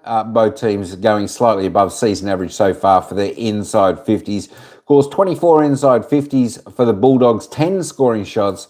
Adelaide Crows inside 50, 30 times for 14 scoring shots. Adelaide Crows they just look a little bit better at the moment going inside forward 50, but just slightly, some of their forwards just finding a little bit more space. So that's what the Doggies have got to do. That's what the Doggies got to do. Got to try and get Darcy down there and Norton down there. One of those fellas one out. And they're always hard to beat. Looking at the free kicks, free kick count reasonably low. I did hear some comments, umpiring wasn't that good. Look, I don't think the umpiring's been too bad in this game today. There hasn't been many. 7 to 11, plus 4 free kicks to Adelaide Crows, the away team. But the umpire's letting this game flow a little bit. Look, they've missed a couple, but that's all right. It's more the ones they give than they miss, I believe. That's more detrimental to the opposition. Looking at the hit-outs there, the Crows doing well there. They're plus 8. The clearances, they're all tied up in the clearances. Both teams working well there in that department. Of course, Adelaide Crows plus 2 in the centre clearances. The Doggies around the ground plus 2 in the stoppage clearances. Contested possessions, well, there we go. Not much in it. It's just plus 6 to the Dogs. And uncontested plus 7 to the Crows. So there we go. Look, it's all pretty tight game. Just Adelaide have been a little bit more cleaner with the ball and just control a little bit more of the play and sort of going inside their forward 50 with a few more options, a few cleaner options going inside forward 50. So the result is, of course, the 19 points in favour of Adelaide at half time.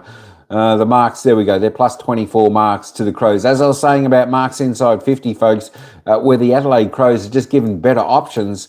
Adelaide Crows, 13 marks inside 50, already above season average, Carly. How you doing? And, of course, the Doggies, they're only 5, so plus 8 to the Crows. That is a fantastic number. Doggies need to lift in that department. Let's just bob on down, have a look at the tackle count. Both teams, I tell you what, both teams are really low on tackle count today. Still like to see a little bit more pressure going on from both sides there. Just 20 tackles for the Dogs. That is super, super low for a half of football, especially from a team like the Doggies who normally are known for their pressure. Just 20. They're well under their season average. So this is one department they need to lift. They need to put a little bit more pressure on the Adelaide Crows, try to cause a turnover and regain the ball and get it back in their advantage. 24 tackles also to the Crows. They're a little bit low also. I'm sure we'll see this tackle count lift up over the second half. The Dogs doing okay, though, just on season average tackles inside 50 with 6 there. There we go. Adelaide, tell you what, they need to lift in that department also. They're only 2 tackles inside their forward 50. They need to lift there, but they're doing everything else right at the moment. And that is the margin at three-quarter time. 10-4-64, the Adelaide Crows, 7-3-45. The Doggies, it's the Crows by... What is it? 19 points. There we go, 19 points. Carly, how you going? Shouty, shouty. Chat it to Mike, the founder of Whackback. Sana all cheer. Sana all. Hey, folks, don't forget, let me just let you know the other games we've got happening today. If you want to join in, listen to some of the footy after this game and join in with the chat and have a convo, put your selections in. Straight after this game, we are heading over to the next game. The next 2 games I'm doing, they are ring-a-ding-ding games, and they're really super important to the top 8. And, of course, that's the GWS Giants taking on the Geelong Cats up there at Engie Stadium. That is the next game following this one. And, of course, the game after that you'll be able to have a little bit of dinner, because then we've probably got about a 45-minute break till the next game, which will be Fremantle taking on Hawthorn over there at Optus Stadium in Perth. That should be a cracking game also. So another 2 good games are coming up your way this afternoon and this evening. The Giants taking on the Cats, Freo taking on the Hawks. Tell you what a day of football it is. They don't come much better than this. And just letting you know, folks, the game's already been played and won for round 18. Of course, Thursday night football, you had Brisbane Lions defeating Carlton 103-66. And Friday night football last night, as I predicted, the Gold Coast Suns had a win over Collingwood 69-63. A really good game there last night from the Gold Coast Suns if you support them. Good fight back from the Pies. They came from about 40 points down to hit the lead, but unfortunately in the last couple of minutes the Gold Coast Suns got a couple of late goals to take victory there. But they are the games that we've got coming up later on for you, straight after this. I tell you what, we're excited. We're excited to watch those games. Just have a look at the live ladder, Adelaide Crows there. If they do happen to win this game, they'll be up to 3rd spot, a game and percentage clear of the Geelong Cats, who are going to play the Giants. So these are why the next couple of games are really important, because Geelong sitting 4th, the Giants sitting 8th. Geelong will be looking to secure their spot in the top 8. And, of course, the Giants needing that win to actually stay in the top 8. And, of course, the game after that, as I said, Hawthorn sitting 6th. They need to win this also versus Fremantle, who are trying to get into the sneak into the top 8. Of course, the door is just open there for Freo. So it's in their hands what happens there. Anyway, that's enough of me for half-time, folks. Let's get back down to the action where it's all happening for the bounce of the ball for the 3rd quarter. It's the Crows by 19 points. And they continue to score, you know that. Straight away they head towards Norton. And these 4 goals in the first half, matched by Thilthorpe on the other end. Just in terms of their defence, it's the 3rd biggest score they've given up at half-time. The other 2 were Geelong and Fremantle. They lost both of those games. So it was one of the questions coming into it. How do they defend against the really good teams? And the game that they came from behind at half-time to win was against the Blues earlier in the season. Got some things against them, but certainly not out of it. The Stars are playing well, led by Bontempelli. His Keys. Got it to the outside really well then. Getting out of trouble and then kicked him into the crowd. I think the other things that you think of is positional changes. We thought they might have been talking about Lobb and maybe positioning him in a different spot. Joel Frazier's the one, hasn't been to any centre bounces in the game so far. Played predominantly forward. Or do they try and look at a bit of a different midfield mix at times? Play on. Got 15, play on. The call, not 15, so Dale's forced it. Kick to a contest. Play on, touch. Darcy didn't try and take the mark. He got a fistler out the back and quick whistle from the umpire. See him, Riley.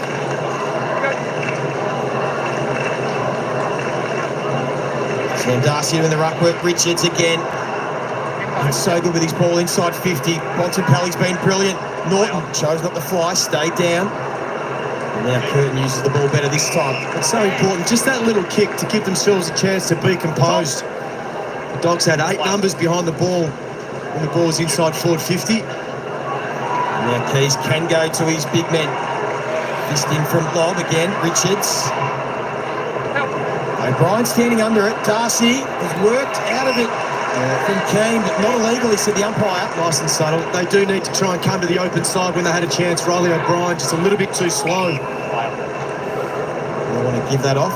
Good option. The kicker in Worrell. It's a good. Oh, Paul's good for pass, but great read from Johannesson to chop it off. And now Bontempelli can follow what the skipper did at the other end for the Adelaide Crows and kick a goal from here. He's waiting for something to unfold. Come out to the pocket. He's got the leg, but he chose not to. In the end, it was a little 3-quarter kick to the goal square. Going back to the same side, hoping for a different result. Like Lobb playing behind. Once again, he gets in front on that occasion, and the big fella Thilthorpe comes over the top. Relying on a contested mark, weren't they? Yeah, I mean, Lobb was in a great position. And they got it. Now the best contested marking side in the comp. And here's the ball movement. Walker, Jones coming, running from half-back. It's an open forward 50. He kicks to the advantage of Dawson, who was worked under the football illegally. Bramble just felt the size advantage. Tried to work him under for a kick. That's the issue, isn't it? He knows that if it turns into an athletic duel of who can reach higher for the mark, he's going to lose that 9 times out of 10. Probably 10 times out of 10.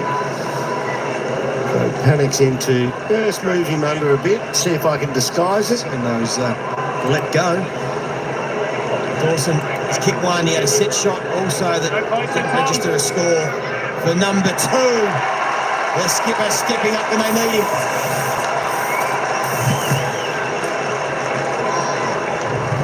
So, Joey, we're talking about the change of direction. They had a couple of opportunities coming out of their defensive 50. There was a mark by Thilthorpe on the wing that allowed them to progress. And then the change of angle came from Tex Walker. They had so much room on this open side. There was options everywhere. I really liked the forward movement of the Adelaide Crows. Now it was Dawson that got the free kick in the end. But you can see there, Fogarty leading up, so dragging his direct opponent out. You know, Rankin trying to fill a spot. I think it's Cook tried to fill a spot. And in the end, he chose the right option. And it's a real lead from Fogarty too, isn't it? That he's demanding that the team, opposition player must follow him, so they can't drop off to assist the much shorter Lockie Bramble. All right, so the challenge now over to the Western Bulldogs. Game high, 25 points. Well, the umpire was nearly over the halfway mark before the umpire bounced it. Field's going to come from the midfield for the Dogs. Richards, Wibatore and Bontempelli in at this centre bounce. Got to get to work. Bontempelli does that, gets it out to Richards beautifully. Can he find a target? Instead he goes long towards Norton and Darcy again. Well done from Keane. It's good fist, that. I think the kick was for Norton. I mean, Darcy he draws the ball. Really got in the road there. Norton had worked his direct opponent under, had a really strong position. Sometimes you need to have a little bit of separation as key forwards, especially when Norton looks the dominant forward. Again, they target Curtin and the kick in. Sanders marks him. This is where you need to work together. If you're Darcy, Norton, work together to create separation. There's a chance for Darcy, got over his hands. Ground level Dolan. Flicks a handle up to Darcy. Adelaide good pressure. No slipping with Saligo. He has to be careful. Darcy picks it up at his ankles. It was a clever kick in the end. He couldn't go along the ground because there was too many Adelaide players between he and the goal. Dogs looking to lock it in their forward half. Well read by Bramble. Draws the man. Chance for Norton. What the? When you can only laugh. Well, Bevo's not laughing. A complete shank. Yeah, he almost missed his foot. He knew it too. It was a good opportunity. Didn't silence the crowd. I'm not sure they've seen the funny side of it. How tense the Western Bulldogs crowd. I understand they're in a fight here. They're in a real scrap. Adelaide playing brilliant footy. Look at the confidence of Curtin to take a bounce just outside his defensive goal square. Kicks to grass. Rankin and Chase Jones. A bit of leg speed amongst those two. Rankin cleverly drew the free kick. Wants to get it moving. And now Fogarty. Thilthorpe in the pocket. Offered a lead short. Fogarty chooses to go to the fat side. Key. Strong hands. Big contested mark from an unlikely target. So when you stand him up next to Riley Sanders, he's not a small bloke, he's around the 6'2", 187, 188 mark.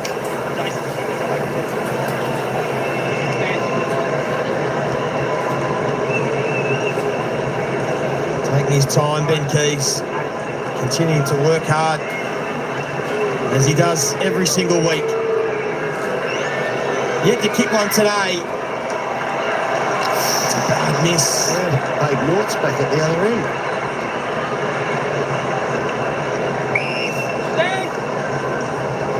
And the Western Bulldogs take advantage of that let-off. 24-point margin. Richards Stand, James. Stand. getting busy this third quarter. His fourth possession already to Liberatore. Wow. Darcy wanted it up on the wing, instead he switches to the open side. O'Donnell has English in a ton of space. Wants to think his way through it. Adelaide defence just sagged back a bit, so Bontempelli leads up. Darcy working back towards goal. Adelaide have the numbers back. It won't matter. This time it sticks to him. He's taken the contested mark he's been looking for. Awesome. He's got the mark. I'm going to look at it subjectively here. It's still a double grabber, so his hands aren't working all that well, but if you come down with it, it all looks the same in the book. He's taken the mark, but things have still got to turn better for him. Watch the flat hands there, and then the second grab there. Awesome, well done, but he can get better again. We have seen a couple of times this season, and he's had a quiet first half. He's still been able to seriously impact in the second half. They need this one, and their superstar delivers.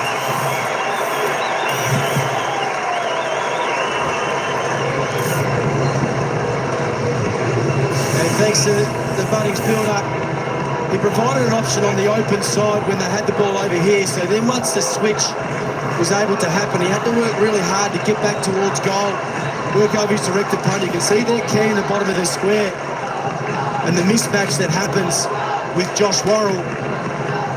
And then Bontempelli, being the player that he is, he recognises that, puts the ball in his area, allows him to run and jump. They kicked the goal. It's still, and well done, but it's still straight line football. And when he took that mark, he was surrounded by 3 opponents. That's what we're talking about. We spoke about this at half-time.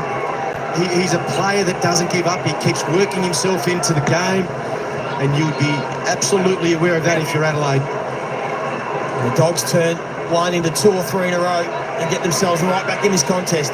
Sanders to Dale under pressure. Jamison has to sit under it. Soligo making away the free kick. Umpired in by the whistle. Crows win the ball back. Dawson.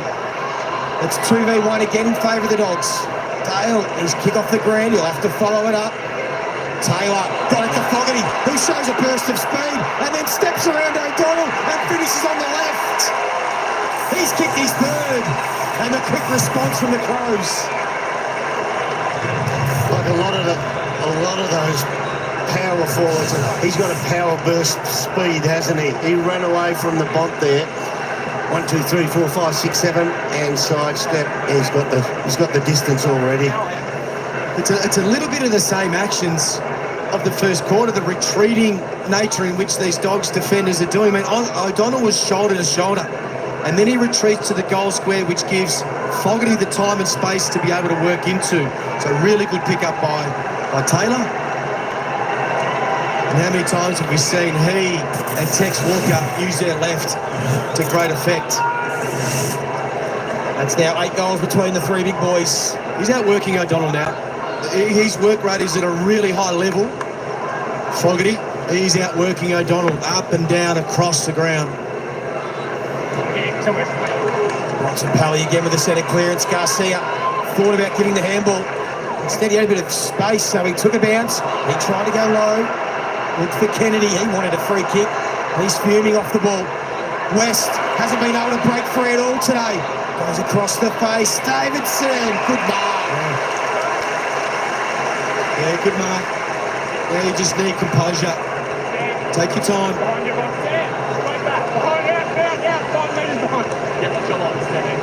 Has kicked 9 goals this season. He's a goal kicker at VFL level. Takes his time, and that's a nice finish. And we're going goal for goal in this third term at Marvel.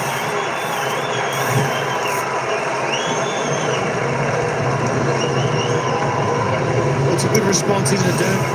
I like Garcia out of the middle as well. Yeah. Just to take the bounce, recognise the opposition had dropped off. I'm in clear space. He missed the target going inside forward 50, but it made something happen. This is the spoils of his kick. West gets through.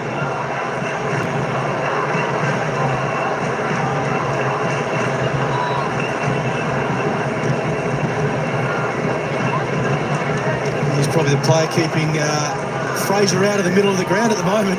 Garcia has certainly attended centre bounces in the past. There's Sam Davidson. He's first to go with those 9 disposals. Garcia's got a couple of centre bounce clearances this quarter. He's in amongst it again. This time it's English. Dolan fell forward. Laird did not look to fall into the back. Great tackle from Bontempelli. How good was that to hang on to that tackle, not let it slip? And there's going to be a free kick off the ball going to Aaron Norton against Mark Keane.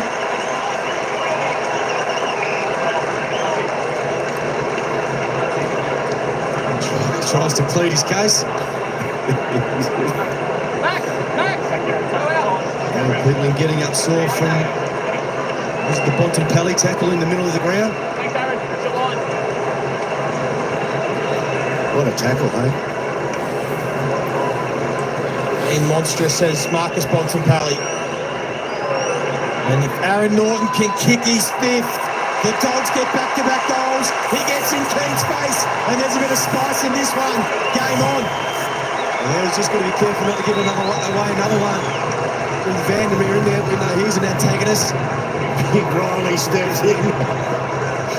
That'll sort him out. Back to the middle for you, Riley Tilthorpe. You just see Petley going off the bench, complaining about a shoulder issue. Watch him sling hit him. He hangs onto the tackle. He wrenches it. Yeah. But he isn't trying to. He was just trying to apply a legitimate tackle. It's a bit of a chicken wing because he grabs onto the wrist. It's a great tackle. Looking the other way. Well, you can't do that, mate. A bit too forceful. Yeah, you're in the wrong era for that. And Norton's kick 5. Dogs get back-to-back goals. And they're within 2 even kicks. Centre bounce has been crucial all afternoon. Dawson couldn't take it cleanly. Sanders out on the wing, looking for Fraser. Well done, Saligo. Curtin doesn't quite sit for him. Williams lifts the pressure. And the Dogs fans give a round of applause, urging their team back into this contest. There is Peatling.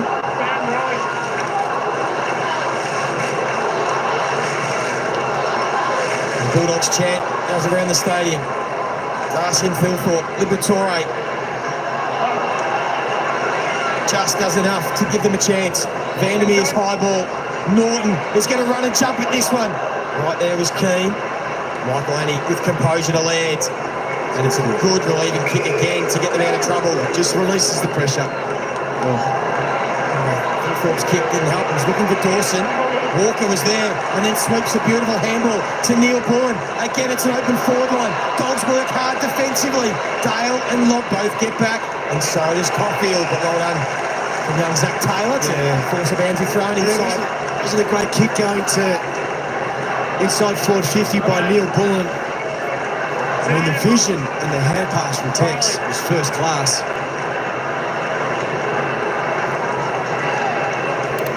In a flash, it goes from the Crows D50 to their forward 50. Saligo. Darcy just slaps it out of there, but Adelaide queuing up to the back of the contest. Curtin got it back to Dawson. And Laird will tumble one into the pocket. Philthorpe had his name on it. Scrapping hard, both teams. Darcy got it out to Williams. Can the Dogs find a contested mark and relieve some pressure? They won't. Norton will give away the free kick. They want to get it moving. Michael Annie to the top of the square. Philthorpe again. Too big and too good. This time on Darcy. And he will go back and kick his 5th. It was a 2v2, wasn't it? And on their direct opponents, both Doggies defenders were in front. As I've said before, even though it's theoretically not the right position to be, I like it when Big Lobby is directly behind his opponent. For an equal career high, 5. And he might have a few left in him.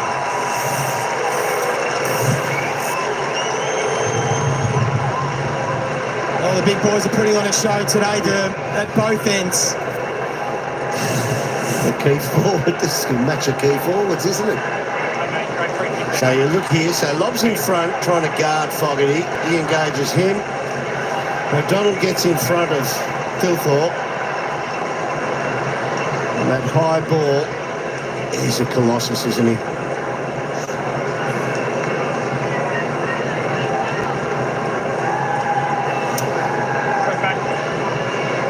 Played a pretty big role in that, Fogarty. Just engaging big Rory Lobb, who has the reach. Big fella comes and has a spell. That was with both Darcy and Thilthorpe in the ruck. Now Darcy has to go up against a fresh O'Brien. Dawson gets it to that man O'Brien. Williams has to track it. He did it well. Johannesson, good handball for Bramble. West working hard. Michael Annie's giving him nothing all afternoon. And takes it, trying to get the set mark. Kicks him up to advantage. Dangerous ball. And a free kick again against Norton. I don't think he'll be unhappy with felling the big fella.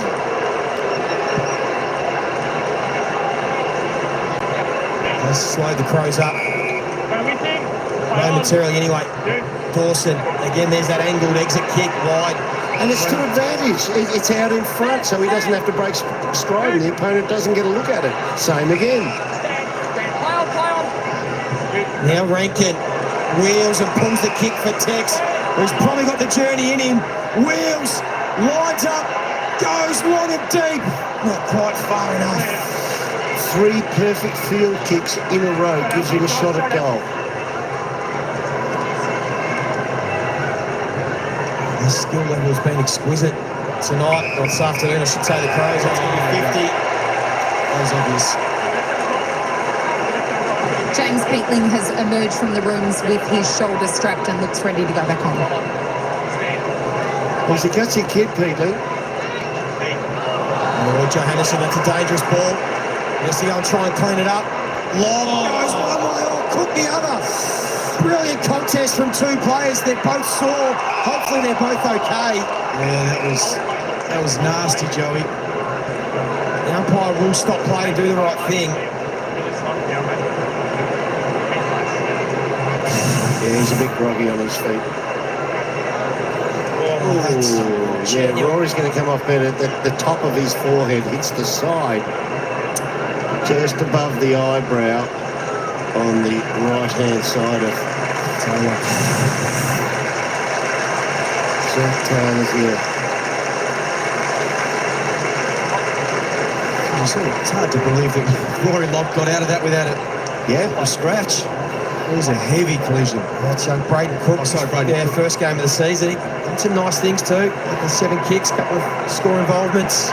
Would have been look a little bit better if Rory had the colour still in the hair. You could track him on the way in. He's been told he has to let it grow out naturally now for his wedding post-season. Oh, right, he's on a That's promise. instructions I've heard. Well done, Rory. He's doing the right thing. Good to see he's okay, hopefully. So is young Cook. So this is the dog sub, Caleb Poulter, just starting to warm up.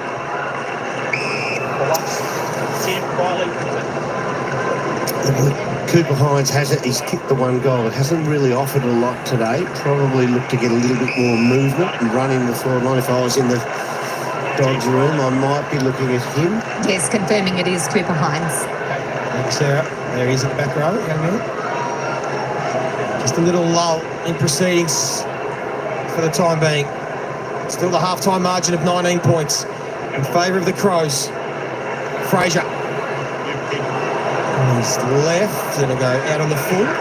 The other impressive thing about the Adelaide game today is their midfield turnovers, Joey. Both sides running about the same in terms of their quantity of turnovers. In terms of the score, 44-6 in favour of Adelaide. So being able to score off the back of them. Dawson. Quite get paid the contested mark. Goes back and gets it. throws it on the boot. He'll hook it too far. A fair chunk of it, Jordan Dawson. He's up to 21 disposals, 9 score involvements and 2 goals won. His counterpart, the skipper for the Dogs, Bontempelli, 24 disposals and 8 score involvements, leading the way for the Western Bulldogs.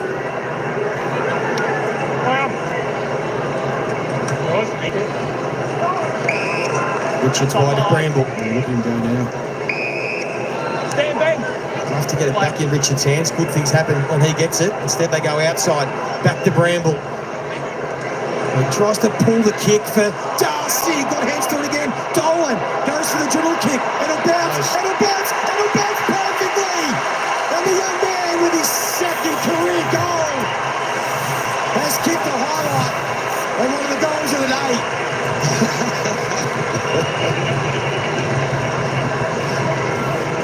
Gee, it was a beautiful finish, wasn't it? Gave himself a real chance. You could see from a long way out, it had a real shot. It quickened up as it got closer towards the goal. Something happened in that pack. Talk about it in a second.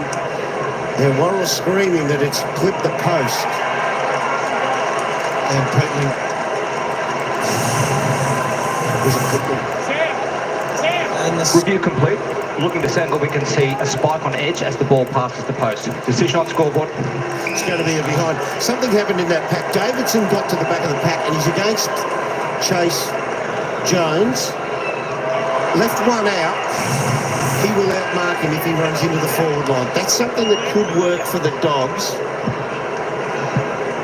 if they get an isolation of him as a winger, dragging Chase Jones into the forward line.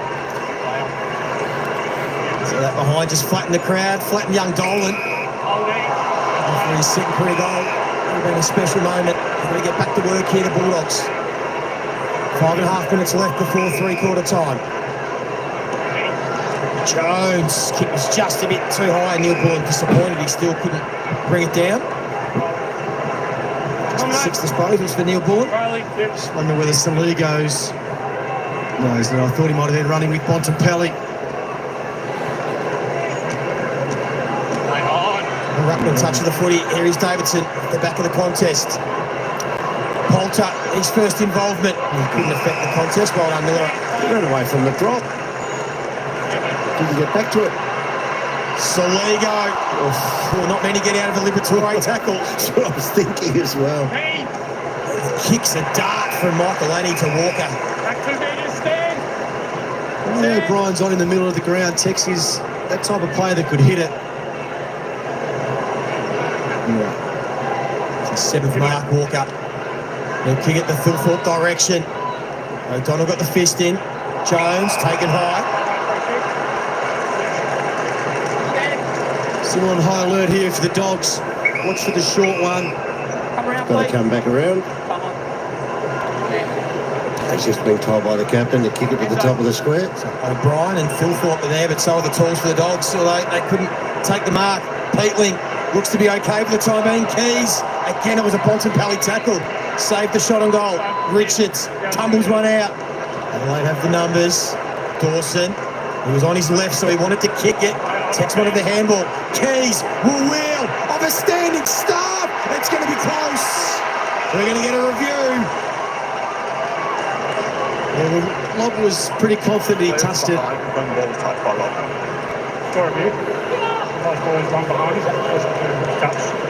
It'll be an important finger. And it is. Review complete. Looking this angle, we can see the ball makes contact with the player's hand. Decision on scoreboard.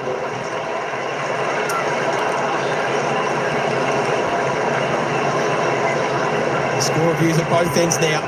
Bang run.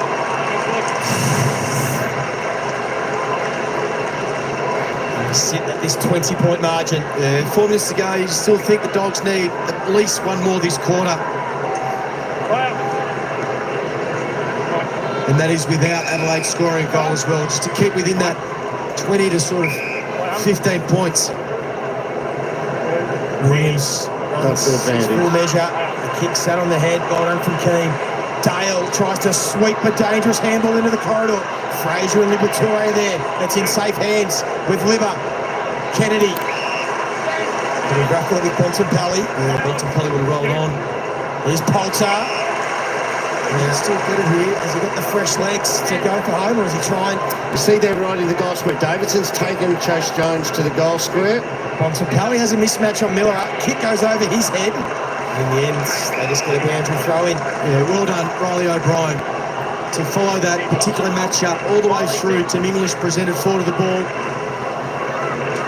He's a man you got to watch now. Berry on Bontempelli.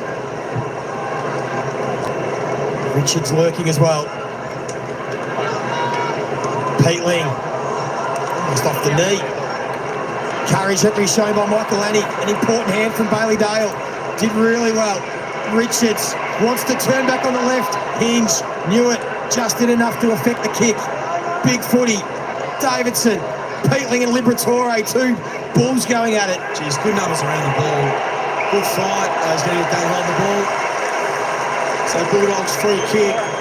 Liberatore. Libba pulled it back in when it tried to push it out at one stage. He said, no, you're not getting that out. You can have it again. It's probably pretty clever, Libba, but not on that occasion. And Hinge didn't go for the mark.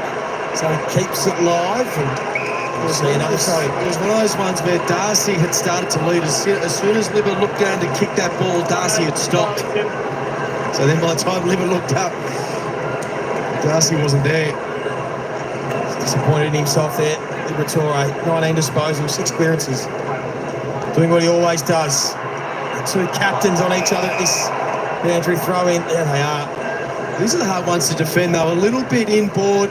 You've got a direct line with goal. Saw Dacos last night. Liberatore be first onto it. Uses Davidson. Another high ball. Drifts to the back. Ground level players. Sanders went off the ground and out of the foot. Really tried to mark that. Not too sure whether that's the right position to try and mark. And try and spoil that over the line. Doing well to hold up at the moment, Adelaide. Looking for a contested mark. They don't get one. And Almost teased him about staying in. clearances this quarter, 10-4 in favour of the Western Bulldogs. This might be their opportunity. Final 2 minutes of the term. Peatling did well to win it. Back to Berry. We saw a little passage along the boundary line to take some grass. Phil Thorpe did really well. He was outnumbered. And the kick, well, it was lucky, but it'll work. Oh, Rankin's got to run out. Not now. He's happy to be patient. Caulfield in the contest. They might get to the back. Curtin could beat them all to the footy. He did, but couldn't get the angle right. Yeah, it was a difficult angle, wasn't it? Rankin might have said tack it back in. He was waiting. Good. Bontempelli having a little rest forward. That's where the kick goes. Worrell's now on him. West on hands and knees. Got it out to Vandermeer. Salego did a nice job. And stoppage again. So 14-11. Adelaide have gone inside 11 times this quarter for 3 goals, 5. So 8 shots, 14 inside 50 to the Dogs, 3-3. So they are getting opportunities once going inside Adelaide. Jones did it nicely to Hinge. Back position was Rankin, and he's going to get the free kick for a hold. Playing out of the goal square, as they called it a minute or so ago. He's taken Caulfield right to the goal square, and the big 3 key forwards, any of them that are on the ground up in that area, he's actually pushed them up. He said, you stay out of my goal square.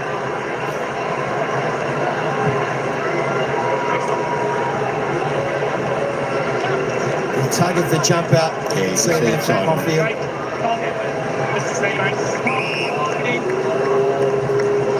Rankin coming off those 5 goals last week, hasn't trouble to score today. He's been able to set up a couple, and he gets one of his own. And it's a big lead on the stroke of 3/4 time. It was a dangerous kick, wasn't it, to a dangerous one-on-one forward of the ball.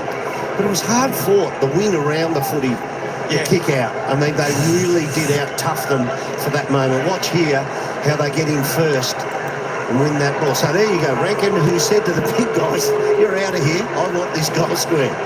Creates a bit of panic in the mind of his opponent, Caulfield. Just grabs the jump up. Dead giveaway. Rankin, make sure the umpire of the afternoon. Yeah, it's the one thing they couldn't let happen the last minute and a half is for Adelaide to score. One goal either way was going to be important. Curtin's had some nice moments. That's a good handball for Saligo.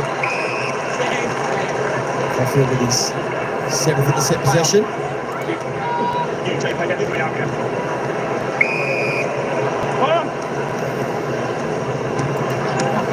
The Dogs are probably going to run out of time. There's no free kick, no mark on the play. Still a little bit of push and shove. And it's going to be all up to the Western Bulldogs in this final term. Can they find a way to come back? Adelaide, they look pretty formidable. 27-point lead. Of course, it's a massive Super Saturday. This is the first of what is going to be a huge day of football. And tonight, the Fremantle Dockers coming off a loss, hosting the Hawks. That's from Optus Stadium. That's it. We've got some big games coming up after this, folks. Hey, I tell you what, Adelaide 14-9-93 doing it well over the woof Doggies 10-6-66. 4 goals, 3. That's right, 27 points a margin. Going into the final break, I tell you what, this is going to be a tough margin for the Dogs to get back. We thought in that third term, halfway through, we thought the Dogs were starting to get it on a little bit of a roll, got back to within about 11 or 12 points, somewhere around there. But the Crows, as the contenders they are, they certainly put the gas on again and drew away. I tell you what, the Dogs finding it tough against this Adelaide outfit today. I tell you what, let's hope. I tell you what, hey folks, let's hope the Bulldogs can come back. Let's hope the Bulldogs can kick the first 3 or 4 goals, bring it back within a kick, and then we're going to have a ring-a-ding-ding final quarter like last night. My gosh, well, Adelaide victory. I tell you what, Addy G is cheering on the loudest for Adelaide to win this, to keep Freo alive. I swear I heard a long crow before the game. There we go. You should have been on the Crows. I'm not 100% sure. Addy G might know who was the favourite for this game. I don't know. It probably would have been even money both sides for this game. It would have been so tight. I tell you what, though, at least it was good to see Sam Darcy get on the board with the goal there. Game board, shouty, the famous game board in the house. But Riley Thilthorpe, there we go. We've got a couple with bags here. Riley Thilthorpe is one of those for Adelaide. 5 straight goals for Riley Thilthorpe. Darcy Fogarty, 3. Jordan Dawson, 2. Texa Taylor, he's got 1 with Ranky and Curtin and Cumming. And, of course, for the Doggies, Aaron Norton, he needs to fire up again in this quarter as well. He's got 5. Ed Richards with a couple. Cooper Hines, Sam Davison. Sam Darcy, come on, son. Lift. He's only had 11 touches. Normally dominates the games, but just 11 touches, 1 goal, 1. Need to get him back on song. Bulldogs are $1.50 favourite. Well, there you go. Wow, that's $1.50. My gosh. I didn't expect them to be that short. I thought maybe 185 the Dogs, maybe 195 the Crows. Gee whiz, 150 short. Son of all. There we go. So you'd be looking good if you put all your doubled up on the Gold Coast Suns last night and then on to Adelaide. 2 good sides. There we go. Bont. The Bont's on top of the disposal count. Tell you what, he's having a cracking game. He's doing all he can. Adelaide are doing a bit better. 24 touches, 12 and 12, 5 clearances, 6 tackles for the Bont. No majors yet. Dogs look good in a pound. Woof, woof. There we go. Hey, be careful. The Dogs just might come back snapping at the Crows' heels here. They might chase the birds away. We'll see. Not too far away. Jordan Dawson, best for the Crows, 23 touches, having a good game. The cap, there we go, 6 clearances, 2 goals, 1. Libba trying his best with 20. There we go. Ed Richards, 18, 2 straight goals. Curtin on 17, Worrell on 16 for the Crows. Tim English, well, there we go. He just needs to keep fighting. 16 touches, not too bad. 19 hit-outs, 4 clearances. Ranky, he's looking all right out there for the Crows. 14 touches, 3 clearances. He's kicked a sausage roll. There we go. Riley Thilthorpe, kicking straight as an arrow. 11 kicks, 5 goals. Who else we got down there? Tech's still doing his job out there. I like the way he's played today with his 11 touches. Kicked a goal. Sanderson, Valdemir for the Doggies, just 11. Sam Darcy, as I said, he's one who needs to lift. I was saying about that at half-time. Him and West need to lift. Darcy got on the board, though, with 1 goal. Should give him a little bit of confidence. Let's see. I hope he snares a few. And, of course, Riley West still quiet. They need to get him up and running. Just the 6 disposals so far for the game. Not good enough from him. Hey, let's go Dogs in this final quarter. We're cheering the Dogs on to kick the first 3 goals and bring this game right back to an exciting game here. We don't want this getting blown out at all. We want this tightened right up and have a spectacle, fantastic final term here at Marvel Stadium. I'll tell you what, 27 points. She's going to be pretty tough. She's going to be pretty tough in this final term. For the Dogs to take this out. But, you know, we know the Dogs and we know they can score quick when they're on song. So let's see what happens, everyone. Let's see what happens. We had the new person in, Anti-Smokey. How you going? Sent all super newy to AFL. How many minutes in the quarter? Well, it's 20 minutes to a quarter, and of course then there's stoppage time, etc. like that. So the quarters can go from anywhere roughly between 28 and 33 minutes. Somewhere around there is where's the normal. But normal play time, 20 minutes. Let's head back down to the action for the final quarter. Comes up to the wing, closest to screen, you can see the left-hand side there. So they're looking to get some penetration going inside 50 by foot. Well, only once under Luke Beveridge have the Western Bulldogs come back from a bigger margin at 3/4 time. They're up against it. But they won't go down without a fight. First inside 50 from Richards. Yeah, the other thing is Joel Frazier starting at the back of the centre bounce and really charging through. So everything is about forward momentum. Bontempelli looking for his mate Libba just behind him. Saligo really good today. In tight, kick wide. Dawson. Got it to Keys. Jones wrapped up again from Marcus Bontempelli. That's his 7th tackle, the most of any Bulldog.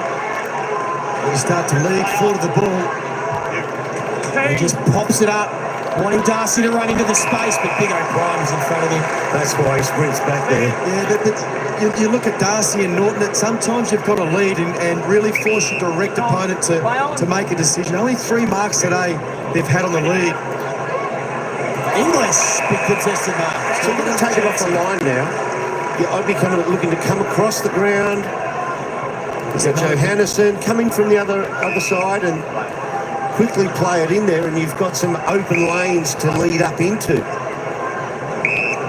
That's like five. And you compare the Dogs' 3 marks to Adelaide's 9. It's a great kick. That's what the change of angles does. Opens it up. Libba decides to have it ping himself, and Sanders was the only one who wanted that footy. The Crows adamant that it was out on the full, but the mark's been paid. He's got to play it out. Yeah. This could be the unlikely opportunity for Sanders to step around and finish. That's what they needed. They get the first. Adelaide still arguing. There's no score review for out of bounds on the full. So O'Brien's looking at this. He's probably right. Left unhindered. That ball probably goes out in the full. But if you're on the line and you jump, that looks pretty out to me, though. That's well out. The umpire right there. Yeah. It only has to have a slither of leather over what you imagine the chalk of the line, and it's still in play.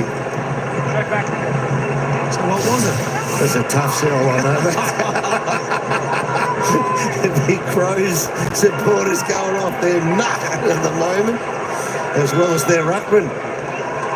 That's right, every Crow supporter will say that's out on the full. Every Bulldog supporter will say, play on. There's a bit of ball in there. Yeah. At the end of the day, it's a goal, and it's back to 21 points. Liberatore, an important hand in. Garcia, the handball, just missed Bontempelli, and then he goes again, young Garcia. Did it brilliantly. Sanders, Liberatore. Didn't want to have a crack this time. Tried to pull the kick. Just missing the handballs by half a metre. It's good pressure from Adelaide. Anyway, this time it comes back to Dale. Haven't seen Norton for a while. Sanders, the crumb. Bontempelli knew he was going to get tackled. Didn't take possession. Got it to Darcy. Kick was smothered anyway. Touched anyway. Through from behind. Pressing though early. Yeah, it's working at the moment. Funnel pressure. And winning those centre clearances. But once again, Fraser off the half-back. Hasn't had a possession, but everything is forward momentum. And on the back of that, the Dogs are getting repeat entries. You can see from the shot, they've all squeezed up. Every Crow's manned up. So the kick has to go to a contest. Curtin fed it back to Saligo. He tries to put it into the path of Taylor. One-on-one. Well done, Bailey Dale. Important win. The kick's risky, but they're going to take some risks this quarter. Johannesson grabbed up. Well, there, Neil Bourne to hold that ball in.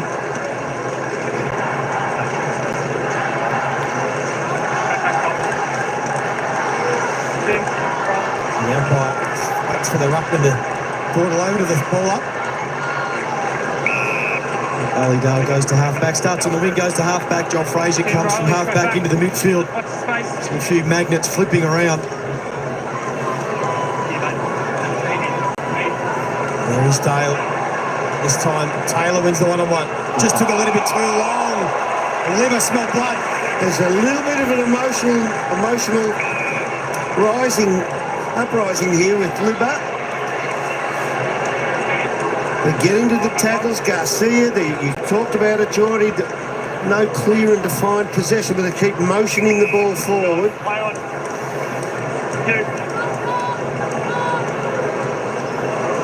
O'Brien got hands to it. Worrell. Just a hush over the crowd at the moment. He sense next goal is going to be crucial. Well, Fraser's the last two stoppages hasn't had an opponent. He's on the left-hand side of the stoppage. Curtin squeezes the kick out as far as Williams. Dropped the mark. Rankin bearing down. Trying to slap the hand away. He knew the fend-off was coming. It was a good attempt. Comes back to where it came from. Did you see the Bond's hands then? How quick was that? Just through a little gap. He's on a different level sometimes to everyone else on the footy field. Dawson, terrific tackle on Sanders. Laird, high ball. Rankin got some separation. It was Caulfield that dropped off him. Fogarty has to do the crumbing, and he was taken high. The one-on-one's ahead of the footy. Oh, Shank. Played it out on the back of the head. They're out here, the Dogs. They're forward of the ball. It hit the ground, but it wouldn't. From Riley O'Brien. Kick their way through again now. She wants the pressure back in. Berry back to Hinge. Gets some width. He finds Curtin. As he skip a running pass, it's a good option. Looking for a mark inside 50. Why not go to Phil Thorpe with the big jukes? He's lining up for a career high number 6. What about that for a mark on the lead? Rory Lobb, 205 centimetres, good chase, unimpeded, run up behind, great stretch, did everything right and cannot get to the footy. Just stuck in the big mitts of this man Mountain. To put a dagger in the Dogs and for a career high afternoon. He's put on a show. That's why you wait for your captain to just wrap around the outside and you hold off kicking the ball in, give it to him and he'll make something beautiful happen. Just pops it into the space where No one else except for the man in front can get it. There was a little bit on his head too, so he had to work at the last half a metre and use his strength. But that's what we mean about presenting. And that was the criticism at the Dogs' end. Too many times they're calling for it on top of their head.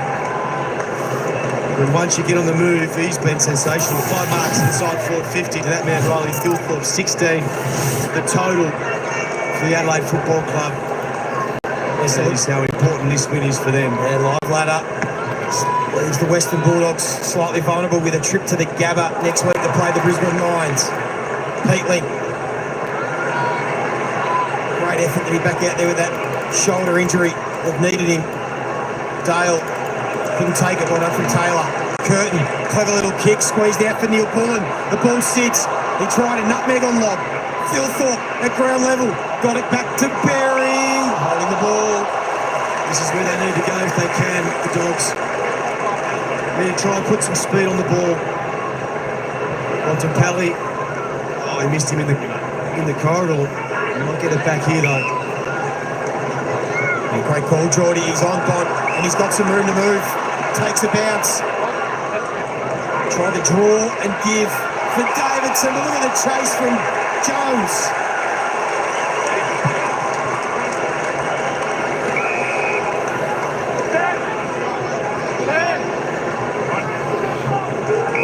Thought he had the wheels. Just didn't secure the ball. First contact jarred that appeal free. Well, that's a Shepherd, working somebody under the footy and not getting back to it. Thilthorpe, slick hands, Keys. Neil Bullen, slick hands. Not so slick from O'Brien. Didn't we hear that at the start of the game? The umpire saying you work the player under it, you don't get back to it. It's a free kick for blocking, shepherding. A lot of spare numbers here, the Dogs. Frazier's protecting the direct line to goal. Massive crowd still here at Marvel Stadium. Super Saturday. Top 8 shaping round this one. It's looking as if the Crows will cement their spot in the top 4. Still got a little bit of work to do here just to make sure they close this one out. O'Connell, again the chase from the Crows. He second-guessed himself because he just couldn't see a viable option. Without tackle the Dogs today. And the kick to Rankin. Walter, without it, might be chance for one more. If it sits for Tex, this could be the sealer. And Big Tex is happy. And the big boys have dominated for the Crows today. We'll get back to Alex Neil-Bullen. You can see there the players from all over the ground are rushing towards him. When you think about it, he's arguably saved a goal going one way by the pressure and the tackle and created one the other way. You're right, Joe. That ball just needed to pop up at the right time for Taylor Walker, and it did. Yeah, well done, Alex Neil-Bullen.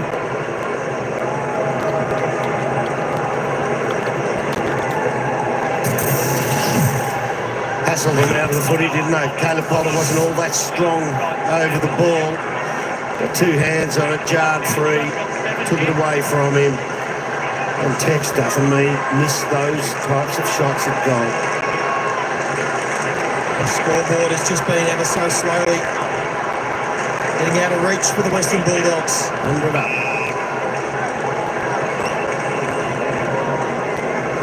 Well, this is how we should start after a goal. Throw it up. He's going to bounce it even after he's called the 666.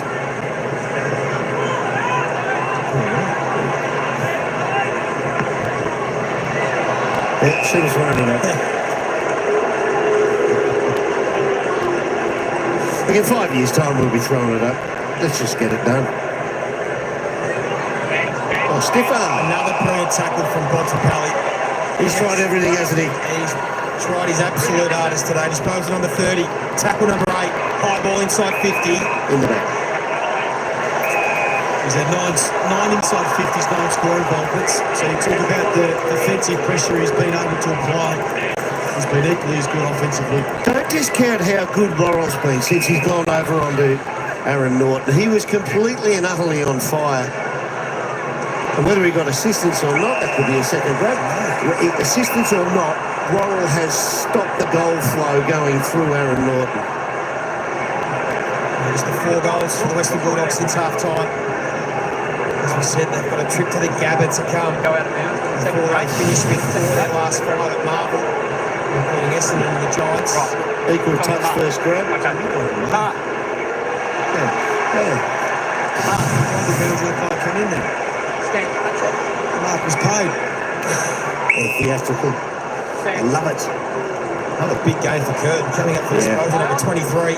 He's kicked one and had second most score involvement to the Crows. O'Brien, he's also been good. And again, they hand it off to the skipper. This time, he draws and gives to Taylor Walker. Kicks it. Bontempelli there. He's been everywhere.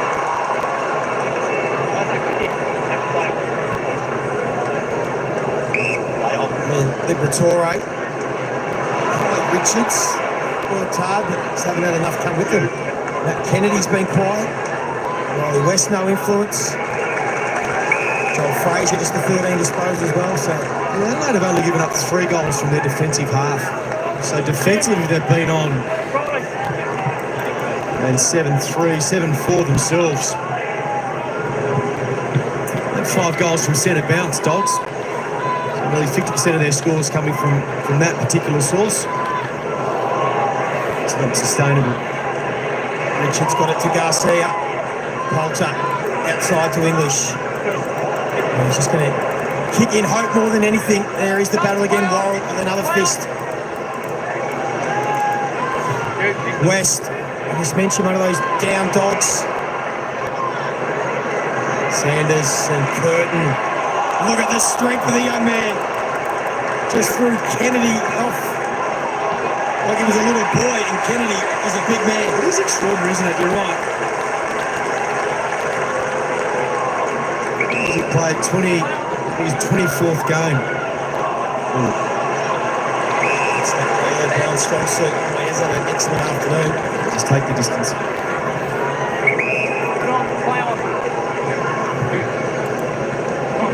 Poulter again inside 50, and again Curtin just getting better as this game goes on. He's just suited to that wing roll, isn't he? To be able to drift back.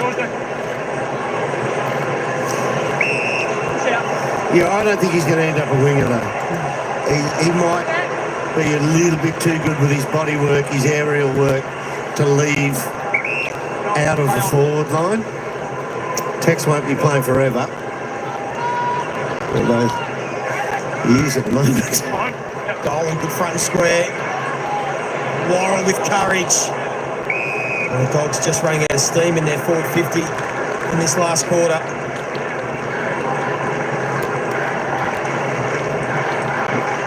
One goal one from their 9 entries.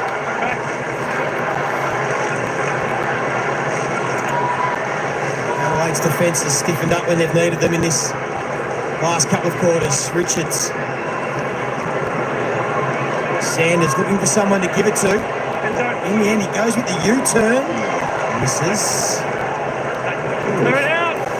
Did well to get that snap away. Copped a little bit of a verbal there from Garcia. He's kicking fine, Saligo. He's working hard, Saligo. There's another ball that's just gone over the head of Neil Pullen. Vandermeer. Can they find a mark now? He just needs someone to pop back up.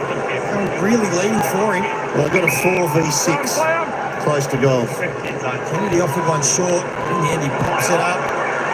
West finally breaks free for a rare occasion and gets his first. It's clunky. I know we're running out of time here, but still, it's reliant on somebody pushing. Who's the player there? Worrell in the back, pushes him under the footy. I mean, that's a 50-50 free kick. It's only 25 points. But if you want to be a top 4 side, top 5 side of the competition, that is not out of reach. Yeah, true. with 8.5 minutes, it's a long time.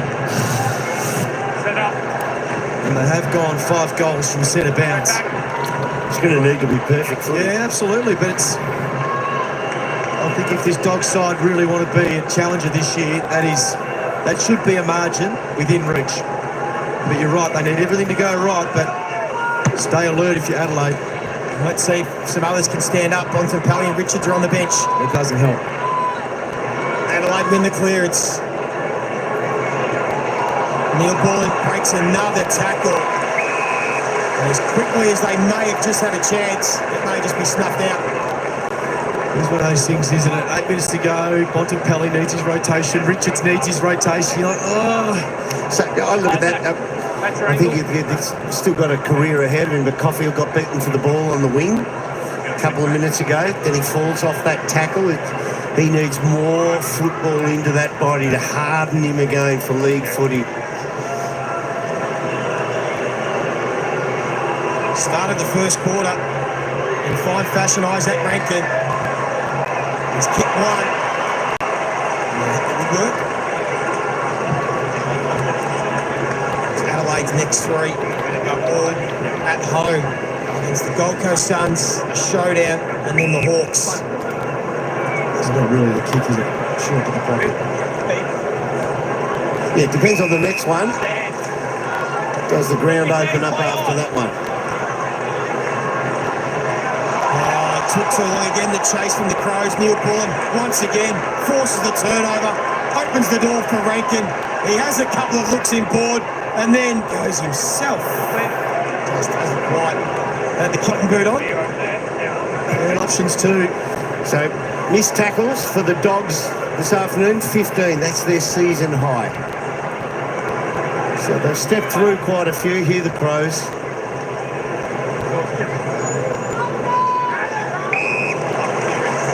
It's going to leave the Dogs' record against the top 9 teams 1-7 now. Still going to leave them with some questions, particularly defensively, conceding 107 points again. Majority of their losses against the top teams have been relatively close. 22 points to the Hawks, 14 to Geelong, 6 to Collingwood, 10 to Gold Coast, but this will be their biggest defeat, most likely.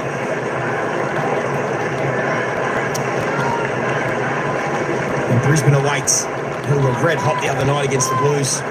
Bontempelli and Richards are back out on the field.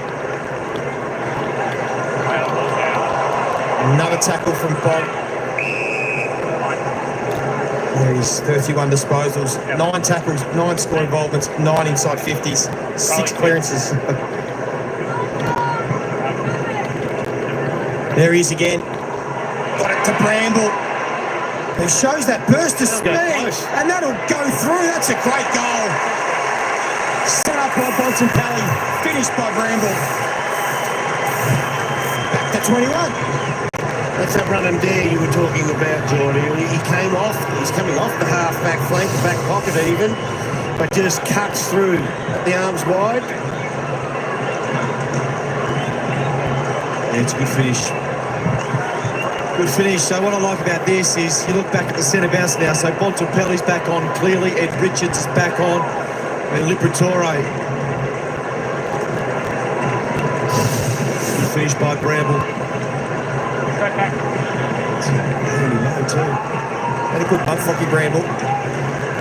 So now it's back. 4 goals in 6 minutes. Yeah. And their superstars are all on the field. Fraser will tear in off half-back as well.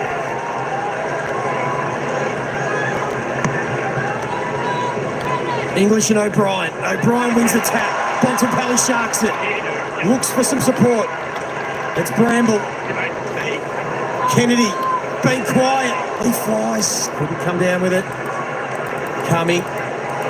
Worrell. Excellent. Miller up. It'll stay in play. Fogarty will be happy to see this one go out of bounds. Just going to play the minutes now. Manage the minutes, Adelaide. Bontempelli got a bad bounce in the middle of the ground. Hold up. That looked dangerous. Tim, Riley. Once again, waiting for the ruckman to get there. That was the 6th score assist today for Bontempelli. The one that set up the Bramble goal. Moved under it a bit easy there to the English. 10, Riley. Doesn't look like any communication with the midfielders from English. That's what you love to see, just tap over the back. Yeah, to Saligo all by himself, just inside the square. Adelaide have got the extra around the footy. They'll try and utilise it, but the Dogs will win it. They're spare just off the back. Now Richards in good hands. How aggressive is he willing to be? Low and hard for Darcy. Got it. Vandermeer working hard deep inside 50. That's where the kick goes. Probably not going to suit him up against a couple of those tools. He does well to bring it to ground. But again, Adelaide have the answers. Michael Annie, Saligo. When they get out of trouble. Easy did well there.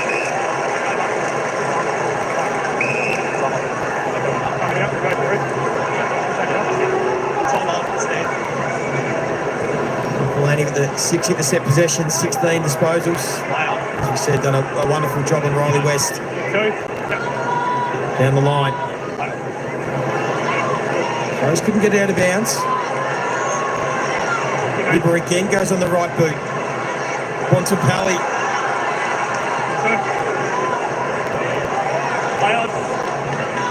Williams. He's sore and there's some tired boys now. Some tired bodies. Crowd of over 41,000 here today. Riley, pulled up, 10, track back.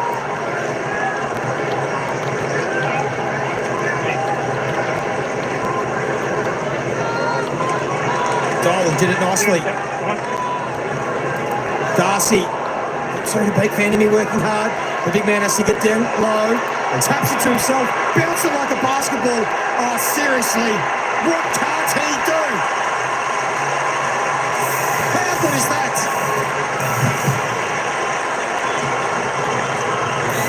Well, he just kept it alive, and that's all he needs to do. There was 3 Adelaide players around him. What they would have wanted the ball to get held in. You can just see there, Vandermeer.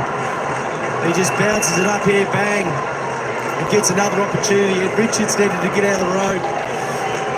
Gee, that is a good finish. Didn't lose his feet, Derm. What about the right hand? Pass it down and bounce it. And again, the left hand. He's dribbling. The only thing he didn't do was dunk it. That's insane.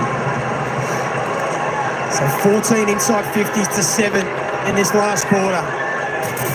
Centre bounce. It's been their weapon today, Geordie. Can they get it again? It is still game on, I can tell you. Richards tunnels it out with Vittori. He shovels it out to Johannesson. English is pushing hard forward. Bontempelli's in this contest, but so is Dawson. And the Crows will take the stoppage. This is where you need a midfielder just to get on the move, start defensive side and get on the move straight through where the drop zone will be. Saligo almost got through. He's got one arm free. Neil Paulin, they'll hold their breath for a moment. Under 4 minutes on the clock now. Dogs need 3 goals. Could have been a free kick, and I didn't know which way to pay it, so let him go. Interesting to watch here too as well. Dawson said to his teammates, "No, I'll take Bond. He's mine at this stoppage." Dawson laid that tackle on Fraser, who got first hands to it. Rankin's up around the footy as well. So Adelaide have got their best players around the ball. Fogarty, big one-on-one, contested mark. And he wants to get it moving. Does Tex want to wheel and go? He gives it back to Fogarty, who continued on, runs to 35, steers, and misses. Fox will get the kick in. Yeah, well, they just needed to find a mark inside forward 50 to cool everything down. This is where the Dogs can counter-attack. Straight up the middle, Norton. Yeah, roll and go. Norton's in the centre circle. You can see up behind the umpire. So Richards goes wide. We'll have to try and bring the ball back through the corridor. Bontempelli's come all the way up. Dawson's dropped off him. So Bont pulls the kick for Norton. He's got the mark. Darcy wants it down the line. 1-on-1 for Darcy. Oh, release it. Looks like Darcy demanding it. Now the kick goes. Well done from Keane. Adam Norton, he's still going at him. Yeah. Too long. He could have come to Bontempelli. Still going. He's in the 45. He's too slow. Marquine looks to the bench, taps his imaginary wristwatch. What's the time? How long to go? There's 2:43 left, Mark. Get a goal here, the Dogs. O'Brien just slaps it forward, trying to turn the Dogs around. That's two. And that will go to Saligo. You know he's going to try and do that. It's his go-to action, Saligo, in that type of motion. He'll cut an angle back in towards the tackler, and unless you are aware of it, it should be in your weaponry. You know a left footer from a right footer, which side they'll go for. You should know that he's going to try and slump into that. He's one of the most high free kicks of any player this season, Saligo. Dale just trying to step around Philthorpe, who had none of it. And now they can just milk the clock and seal the victory. Their 12th of the season. Bit of advice. Can you imagine that young lad when he's at 20 years?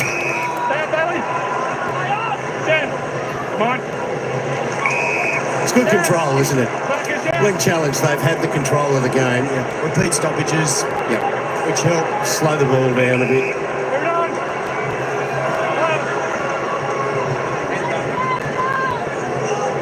Philthorpe will stand under it. He had hands on it. He was looking for 7. He was a bit slow to get to his feet.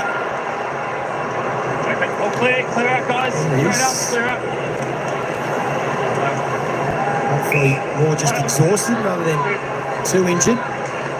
Big man being brilliant. Philthorpe, 17 disposals, 9 marks, 10 score involvements. That type of kick hasn't happened enough today for the Dogs. And 6 straight. Bontempelli had to be brave. There's always going to be. Richards on his left, takes a bounce. Norton's deep, kick goes in that direction. Curtin's been hard to get past this last quarter. And again, Adelaide have all the answers when they've been needed. They've been really strong defensively. Adelaide, the back 6. I said pre-game, blue collar, they just get the job done. Really hard to play against.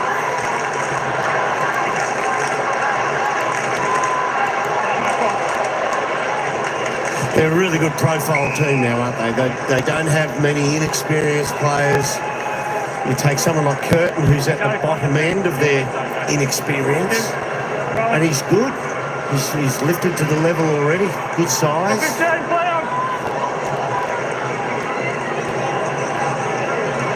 Bontempelli to O'Donnell, who lets it fly, and he's got the goal. That's Bontempelli's 7th score assist, which is an equal record in Western Bulldogs history. And it's just going to be a little too late.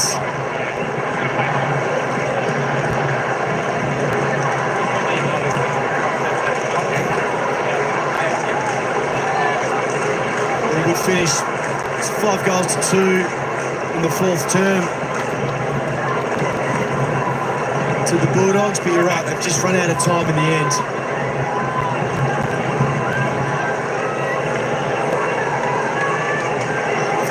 I tend to think they've run out of time here. If there was more time, I think Adelaide would kick away again. They've just shown they've got the answers all day. One of the great individual performances of the season by Bontempelli, going right to the end. West will kick it. If he did, there would have been 8 seconds left or something. Unfortunately, that will be all. Might have been Hawthorn, Port Adelaide type areas. So they fought it out to the death, the Western Bulldogs. It's going to be another honourable loss against the contender. But the story today has been the Adelaide Crows and the statement they have made. And not just a statement, a powerful one at that. Against another contender, they have stood up away from home led by the big boys in the forward line. They run out winners by 11 points.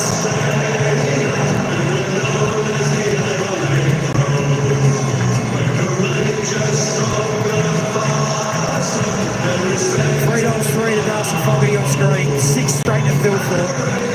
A couple to Tex Walker. It was too much for the Western Bulldogs defence to handle. They fought it out the Dogs. But in the end, the Crows were too good, and Sarah has the best player on the ground with her. I certainly do. Riley, what a win. How satisfying is that to come over here to Melbourne against another top 8 team and be able to take away the 4 points, and they're going to be quite scared. Yeah, it's a great feeling. We knew they were going to come. They're a great side, and we've got a great record away from home, so it was nice to get another win on the road and a little bit more belief and confidence. They call July Big Boy Month, and the big boys performed for you guys today. 6 goals straight for yourself individually. A host of months, your highest rated game of your career. How are you feeling out there? Yeah, well, I thought the boys on the field were moving it really well, so it makes my job easy. I thought Tex and Fogg were competing unbelievably well, and boys were popping up when we needed to step up, and it was just a great all-round performance. 11 goals between the 3 of you. Are you confident that the big 3 can continue to work deep into September? Absolutely. Tex moved off, he's 21 still, so he's got plenty more in him. And, yeah, hopefully we'll keep winning and look towards September. So. At the other end of the ground, the defence held up magnificently, particularly after Jordan Butts unfortunately went down and it was forced to reshuffle. How much credit goes to them today? They've been unbelievable all year, and to have Chugga go out, one of the big, the number 1 defender, they've got some great forwards, so I thought they held up really well, and it's really pleasing to see how much they've grown. Plus 11 in the tackles, is that a stat the coach will be happy with? Very happy. Nixie will be stoked with that, I reckon. Next 3 games at home at Adelaide Oval, including a massive one against the Gold Coast Suns. Did you watch them last night? They're on fire at the moment. Yeah, I watched a little bit. They're going really well. We've got a big few games coming up, and it's good to get to play at home in front of the home crowd, and yeah, we'll see how we go. Are you the kind of player that sneaks a look at the ladder and does the calculations on top 4, etc., or are you just focused in? Nah, pretty hopeless with that, to be honest. I'll just keep playing footy, and hopefully the results look after themselves. Well, you're doing a magnificent job of that. Congratulations on the 6-goal haul today, and best of luck next week. Thanks very much. Appreciate it. There is Luke Beveridge. Again, as we said, another honourable loss against the contender, but that is the ladder. Adelaide moved to outright 3rd. Of course, the Cats still to come straight after this. And the Western Bulldogs just leave themselves slightly vulnerable with 2 teams below them yet to play. But it was all about the Adelaide Crows. They were pretty good. Oh, fantastic work, though. So they had a 10-goal first half. Only the 6 in the second half, but they kicked 6 goals, 9. So a little bit inaccurate after half-time. I felt they had the answers most of the day. That last bit got a little bit tense, but the right team won, clearly. You have a look at the Doggies. They went inside forward 50, more than the Adelaide Crows, but their kicking to their teammates' advantage isn't what it should be, whereas Adelaide's is actually, for a team that 3 years ago I thought they struggled to hit the side of a barn, Geordie, they have increased their talent in terms of kicking talent just exponentially. Yeah, it allows you to transition the ball, doesn't it? It makes things predictable further down the field. As we see there, the Dogs walking off after the field. I was really impressed by their ability to turn an intercept into a score, and especially out of their back half. So if you look at the intercepts, they were about even, so sort of 40 each. The Dogs weren't able to score off their defensive half intercepts, so 1 point. Adelaide 6 goals, 2. So that is setting up to, 1, be defensive, the stability of your defence, and then being able to connect and use your skills and use the offence as a real threat.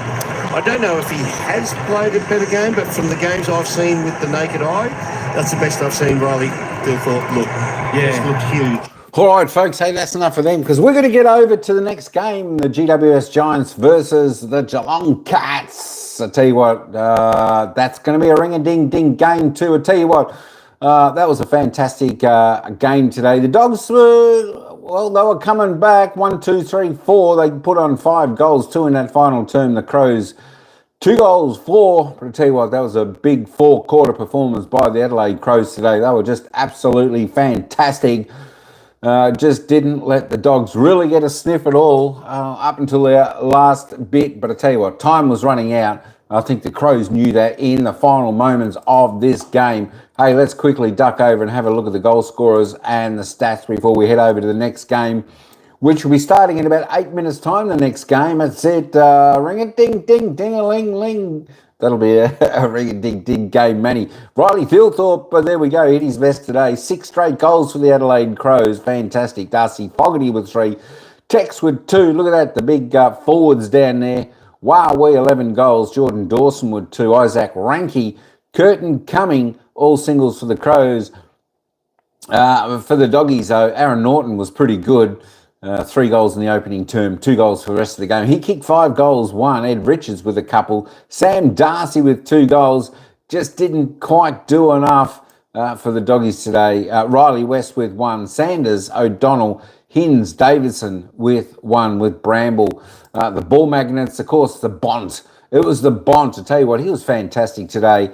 The only player in the 30s. He hit 37 touches, 17 kicks, 20 handballs, 8 marks, 11 tackles, 8 clearances. He just needed a goal. But I tell you what, wouldn't surprise me if he got 2 or 3 Brownlow votes for this game. Ed Richards next best on 29. The best for the Crows, Jordan Dawson 27, Curtin 26. Libber good again for the Doggies on 26. As we just quickly roll down, I see the Geelong players running out onto the ground.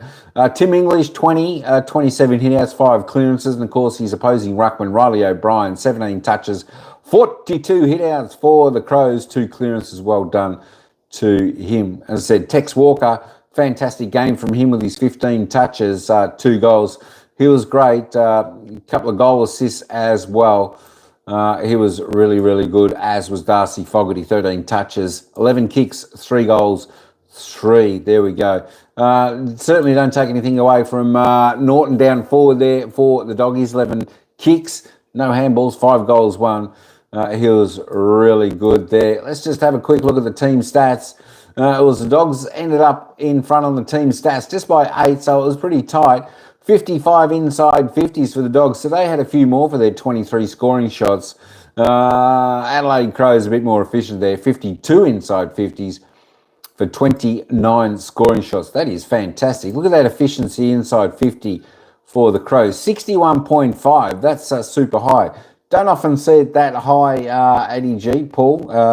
Manny, don't often see it that high. Free kicks, well, Adelaide had the best of that today. 25-17, the away team. The Dogs supporters weren't happy with that. There we go. The hitouts, the Crows won that by 11. The Dogs were better in the clearances, though, 43-35, plus 5 in the centre clearances, plus 3 stoppage clearances. Contested possessions, uncontested, not a great deal in it, just 12 in the contested. Uncontested, just the 1 to the Dogs. Crows were better clunking at the marks. They were plus 16 there. Marks inside 50, as I was saying. The Crows just found a little bit more space inside the forward 50. The ball got delivered a little bit better. A lot more precision, accuracy, skill. 17-9. Fantastic effort by the Crows there. And, of course, as we have a look at the tackle count, 61, they were plus 11 in the tackle count, which normally the Dogs put the pressure on. The Dogs were fantastic. Their forward pressure 11, inside 50 tackles to Adelaide Crows 3.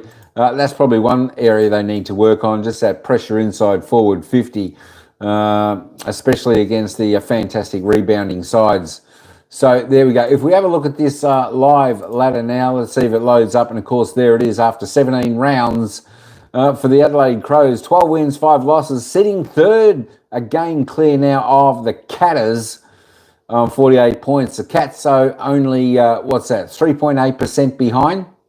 So if they have a fair win, the Cats could jump up into third position. Of course, they play the Giants next, but that's where they sit. And, of course, the Western Bulldogs, well, they drop a bit of percentage from today, just holding on into the 8. So it could be interesting if the Giants and Fremantle win the 2 games today.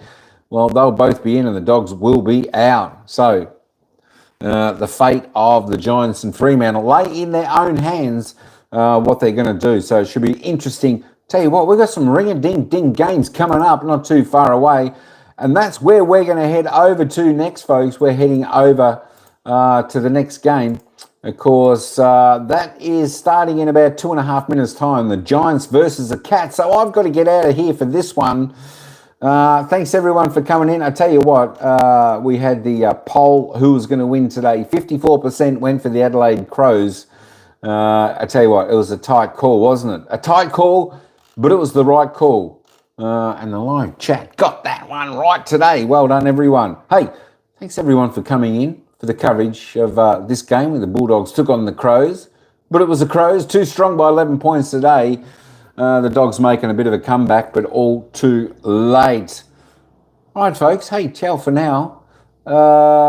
Hey, come over, get back to the channel and hit that next game. Come and join us as we go to the next game. The GWS Giants taking on the Geelong Cats. Should be an absolute ring-a-ding-ding game up there at any stadium. So come and stay tuned for that. Hey, do we see a little bit of the last bit of the theme song? Determination of Coastal right South Australia with mighty Adelaide Crows. All right, so we caught just the last bit of the song there. I'm not sure when I'll come, you guys. I'll see you guys. All right, no worries, Manny. Thanks, Game Board.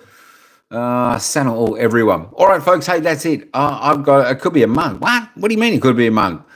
Don't make it that long. Hey, I'm out of here. Thanks, everyone. Let's head on over. I'll be live in about 3 minutes' time with the GWS Geelong game. Come on over and check that out with us. All right, folks. Hey, ciao for now. We'll see you over at the next game in just a moment.